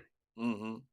So again, once you master these algorithms and once the election season really heats up, you could take your morning show or your evening show, have it timed out to go on YouTube, Twitter, or Facebook at the same time that The View comes on, or at the same time some other show that you might want to counter their narrative, you could drop your video at the same time. It's little things like that that can really put your voice out there and draw more attention to your podcast and what you're saying. Because I'm telling you why election year, bro, the scrutiny and the eyeballs that are going to be out there watching podcasts like yourself, it's going to be unbelievable. So you keep doing your thing, brother. I'm going to do as much as I can on my end to put your content out there. And anybody that's on Twitter, go follow Wyatt at Wyatt Live. Follow him on Twitter. And if you're not on Twitter, just go get an account. And every morning when you wake up, just put something on it so it'll stay active and it get them algorithms going. Because you got to get them algorithms going to get the eyeballs on your content. Because it's all computerized, Wyatt. Yep. You know how the game works, brother. I do. You know, but hey, it's not how you start. It's how you finish. Hey, let me ask you a quick question before you go out. Yeah. Nikki Taylor. That's the female on the Republican side, right? Is that her name? No, it's Nikki, Nikki Haley, Haley. Former governor of I think in Louisiana. Okay, Nikki Haley. So former governor of South Carolina. She's out of South Carolina with Tim Scott and Lindsey Graham. So yeah, Nikki Haley. She was a former UN ambassador under Trump. Right. I'm hearing in the air that she might. I know she's running for president now, but I'm hearing in the air that she might end up being the running mate with Trump. That's what I'm hearing. Well, it depends on who the nominee is, but Nikki Haley, and Tim Scott, as they call them now, people of color, okay? But we all know they consider Black. The Republican Party will have to put up one of those two, or maybe somebody else that comes along, in the VP slot to go against Harris. Because as long as the Democrats have Kamala Harris, they can continue to play the race card. Because they always say, oh, don't know Black people go with the Republicans. Republicans are racist. Or if you're Black and you're a Republican, you're Uncle Tom and the sellout. But you can't say that if you keep throwing Black people at you, because you saw what happened on The View when Joy Behar a white woman, a Jewish white woman, trying to tell Black people that Tim Scott, a Black senator, the only Black senator from South Carolina for the Republican Party, that he don't know what being Black is about. Yeah, ain't that a bitch? Ain't that something? No, this is what they do, Wyatt. But no, I mean, you must not have been hearing You must not have heard my take on that, because I definitely have Yeah, said I heard it. I okay, heard it. and she I did told it. you, bro. I'm a loyal listener. But hold on, now, let me tell you Wyatt. this one though, brother. She did it again, and I was gonna burn the clip and put it on here, but I was like, I ain't gonna make it through today's show. Maybe I'll show it in the afternoon. I was like, I'm not gonna make it through with this Jeff Pastor conversation and this bus driver. I ain't even get to the bus driver thing. But look, the view that Joy lady, what's that lady named? Joy what? Anybody know? Joy Behar. Joy Behar said some shit. Oh no, it wasn't Joy. It was the Sunny lady. Sunny Hofstra. Sunny said some shit that I know my sisters are gonna be angry at, and I can't wait to play it. But I'm gonna wet your beak on what she said. She said something yesterday or the day before, because somebody sent me the clip, and it said that white women in America, did you see that one? White independent. Wyatt, that's old, brother. But she's repeating the same shit. I understand. They use the same shit all the time. Trust me, bro. Wyatt. It's an echo chamber. I understand. I get it. What I'm saying to you is, for new people who might not have heard this shit, she said that white independent voter women are more loyal to their families than any other race, basically. She said white women are more supportive to their man. She said white women are more supportive to the causes, to what is it, the political party? Basically what she said was that white women are just as bad as white men, because the white women won't speak up against white men, because that means they'll be taking away their benefits. Okay, basically she was saying that's not the same black people, you don't count on white women, because when it comes to their money, they sticking with their white men. Okay, I got a different clip than that. And but I remember that. I remember what you're talking about there, but this was more about how white women, she was very specific. She said how white women were more, bro, I'll play it for you this afternoon. Oh yeah, but again, Wyatt, me and you, we on the same page, but sometimes we reading it from a different book. For sure. All. Right. And here's the other thing. I like to say this to you before you bounce up out of here, because the shot clock is going. Did you see the latest? Remember? Yeah. Did you see the latest on why what's going on with Disney and the LGBTQ movement? Did you see what they put on Ron? Now you can see, when people start exposing what's going on at Disney, then you might understand why Ron DeSantis might have a problem with what's going on over there. But they got Wyatt, I saw the protest. They got they men. went out and got they have men working at the Disney castle as princess assistants. I don't know, what do you call those ladies that work for the princess? The ladies of Princess Di, whatever they are. They dressed the ladies in waiting. Yeah, they dressed up in the dresses. These are men dressed up in the dresses, full makeup on. They got full beards and shit, and they talking like women. And they're selling the gowns, the little the Disney gowns.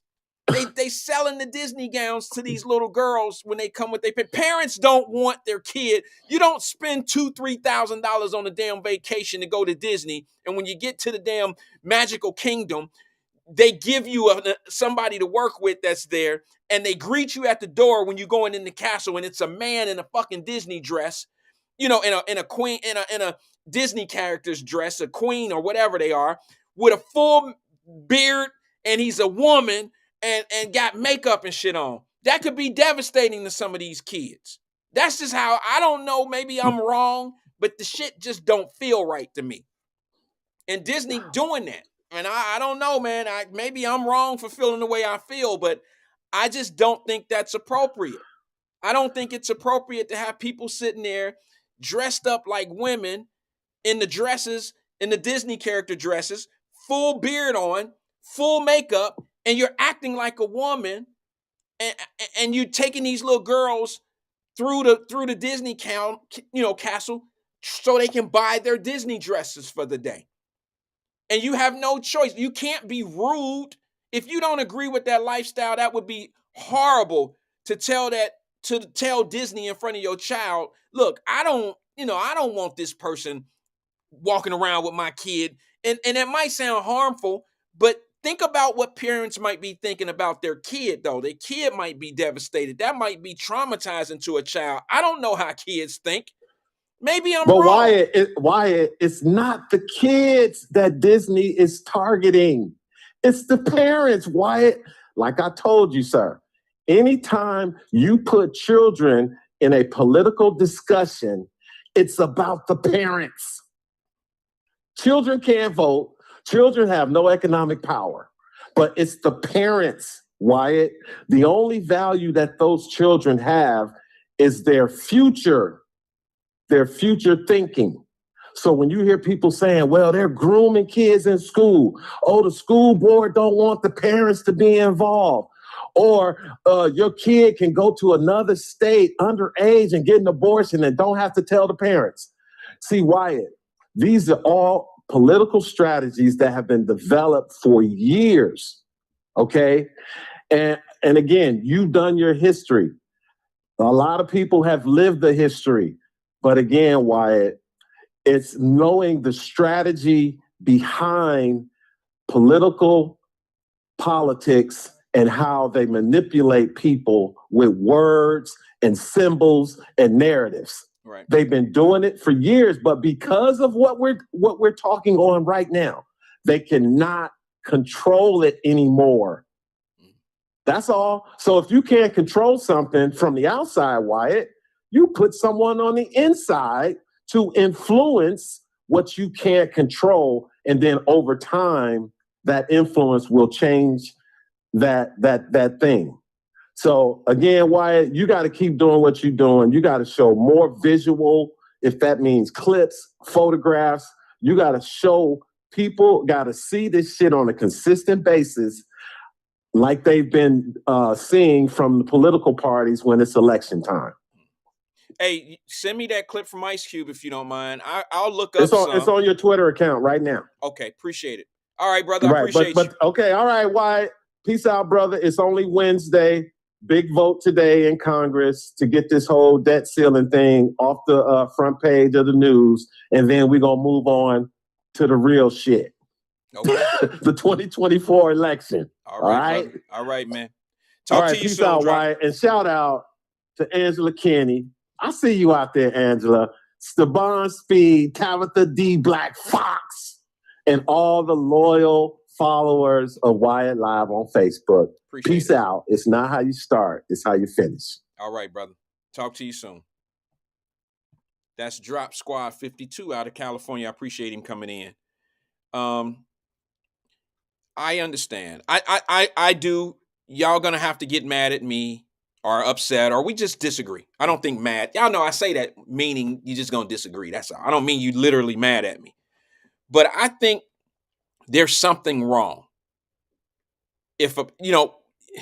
I'm not in a space right now that I feel like we have to adjust to everybody's way of living. I don't feel like certain things I have to cater to. That's just me. I could be wrong. I know I'm not wrong for me. Look, my daughter had a job working at a place where this little boy came in there. I don't know how young he was, but he was young enough to, he was a young guy. He's working the cash register.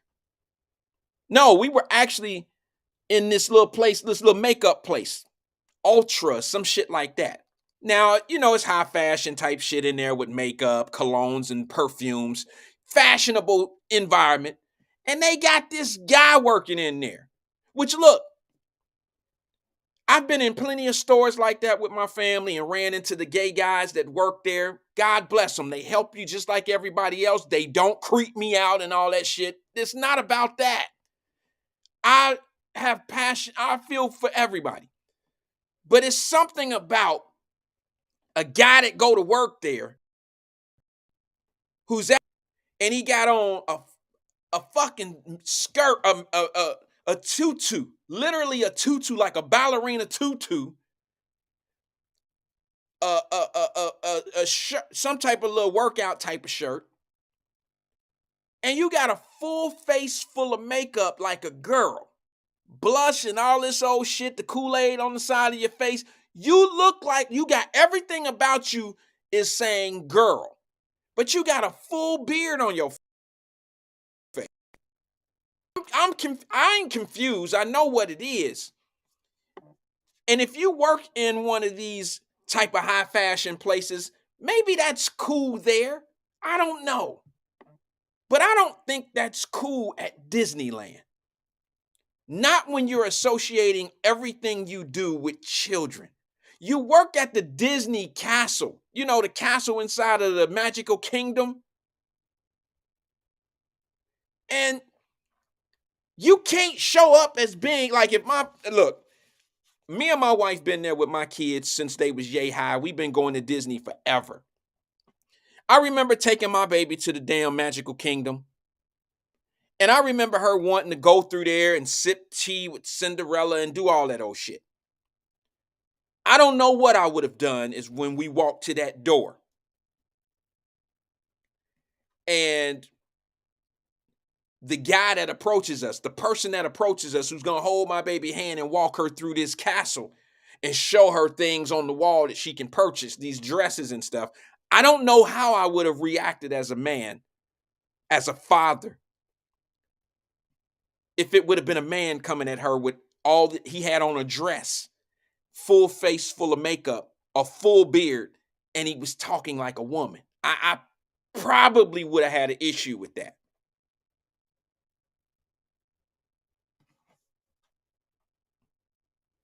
I probably would have had a problem with that. What am I? Homophobic? Because I don't have no problem with gay people. I got a couple friends that are gay. I know that's that old cliche. I got a couple black friends, all that old goofy shit. No, I got a couple gay friends that just don't agree with a lot of the shit that's going on out here, and they've been attached to it. They know what I'm talking about.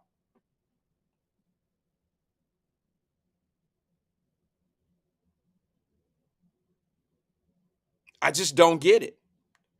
But why do I have to adjust my life and expose my kids to your alternative lifestyle? Am I wrong for not feeling okay with spending my money? And I mean, maybe Disney is wrong.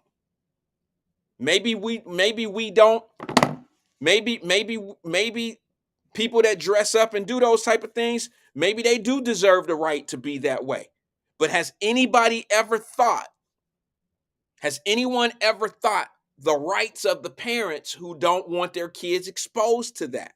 And if you say, well, what's the big deal? What are they being exposed to? So you trying to tell me that's normal to see a man in a dress with makeup on, with a full beard, and he running around here tiptoeing like a little girl? That's normal. Or are you just trying to make it normal? I don't know, man. This shit is it ain't confusing. I clearly know. Shit is fucked up to me. Now, do I have a problem with a man who like a man? I ain't got no problem with that. Do I have a problem with a woman that like a woman? I ain't got no problem with that. That's an alternative lifestyle as well. I don't have a problem with it. But guess what? That lifestyle is, it is what it is. That don't make them unhuman. It don't even make the man that's running around with the dress unhuman. None of it.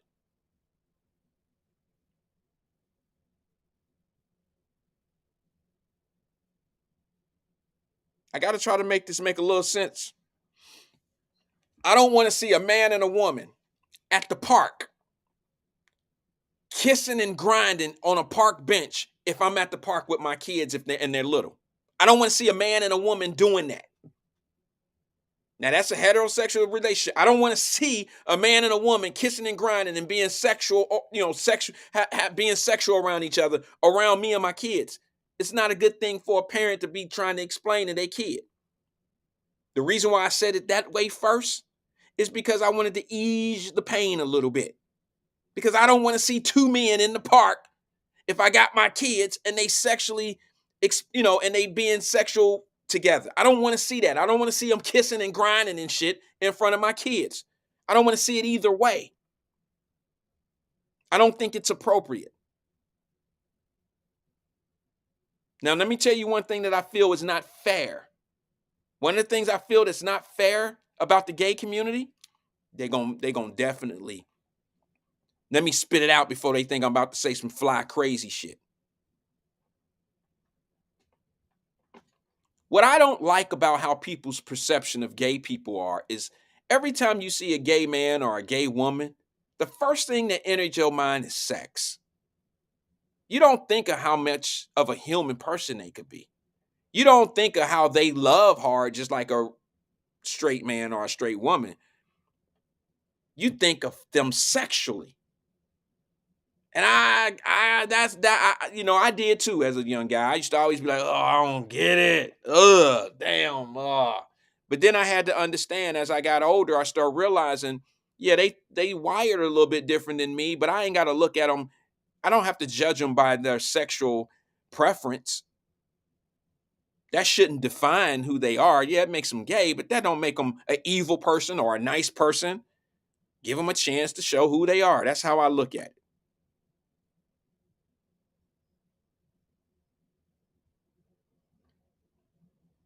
But it's not fair to judge gay people on who they are just because they're gay. It's just not fair. It's not fair to see a gay person and know that they're a lesbian or a gay man, and you say the first thing come to your mind is their sexual preference. That's not fair. It's just not fair. So look, I'm against my time. I went over a little bit. I went 30 minutes over. Peace and love to everybody. I'll see you guys this afternoon at 5 o'clock. We're going to talk about that bus driver that got fired. And I'll tell you how I feel about it. I want to know how people feel. I want to know if you think that the bus driver should get fired for shooting back. I just want to know, was he wrong for getting fired, for shooting back, protecting himself? Peace and love to everybody. I'll see you guys this afternoon at 5 o'clock. Stay close, stay clear, stay important, stay loving somebody. Peace and love. I'll see you guys at 5.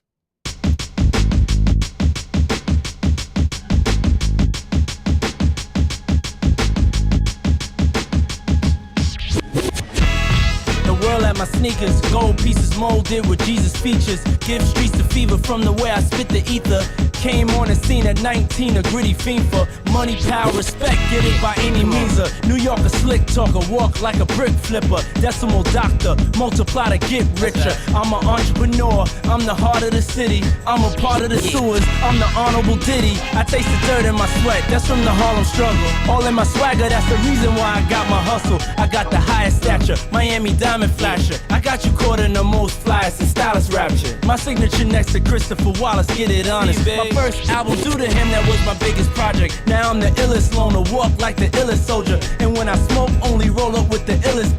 You sit and mill it over, my venom a killer cobra. It's Harlem, USA, I Diddy bop and shout with Oprah. Yeah, what?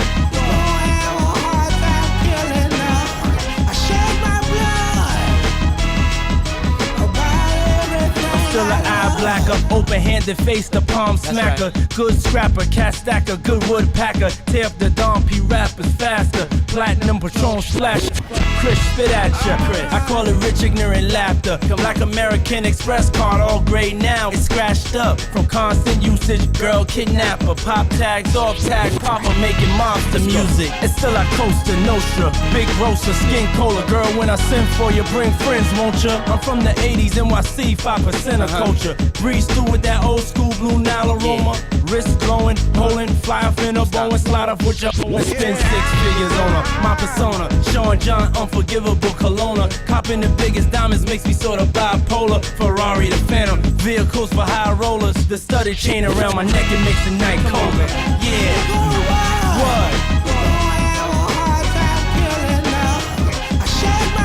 That's on everything I love, man. Hey, yo, the Queen's Crypt Keeper, Mets hat rocker, pretty slobber, ex-robber, heister, my own life biographer, pen sagging, Bentley whipping, summer jam stopper, Tim Chuck wearing, cran apple vodka, then I spray choppers, a doctor in the jungles of Haiti made me, draped in paisley, bandana suits with Adam Stacy, cigar like Dick Tracy, it's dark I get spacey, alcohol and lace, that was part of my 80s, the Cartier consigliaries, Miami, canary, emerald cuts in my piggy daily, Liz Taylor tried to jukes me, cause I keep it green like the other side of Bill Bixby. When he gets mean, think fast for our blast. Like grassy knoll, we're from scraggly old clothes to the illest fashion, the realest rapping. Pablo back on the scene, won't roll backward with green. Strictly paper, cruising through the strip in Vegas. Two of New York's biggest. Y'all used to hate us, but now you love us. Nas and Diddy, power hustlers. Yeah, what? I shed my blood. Come on.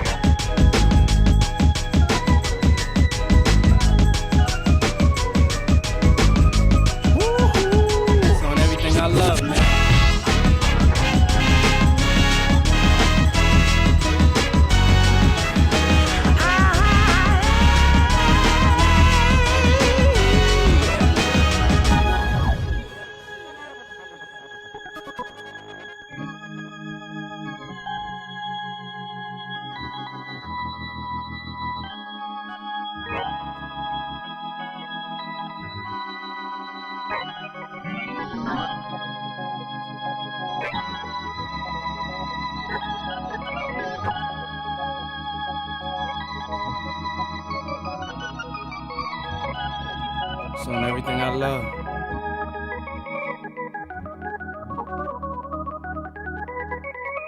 It's on everything I love.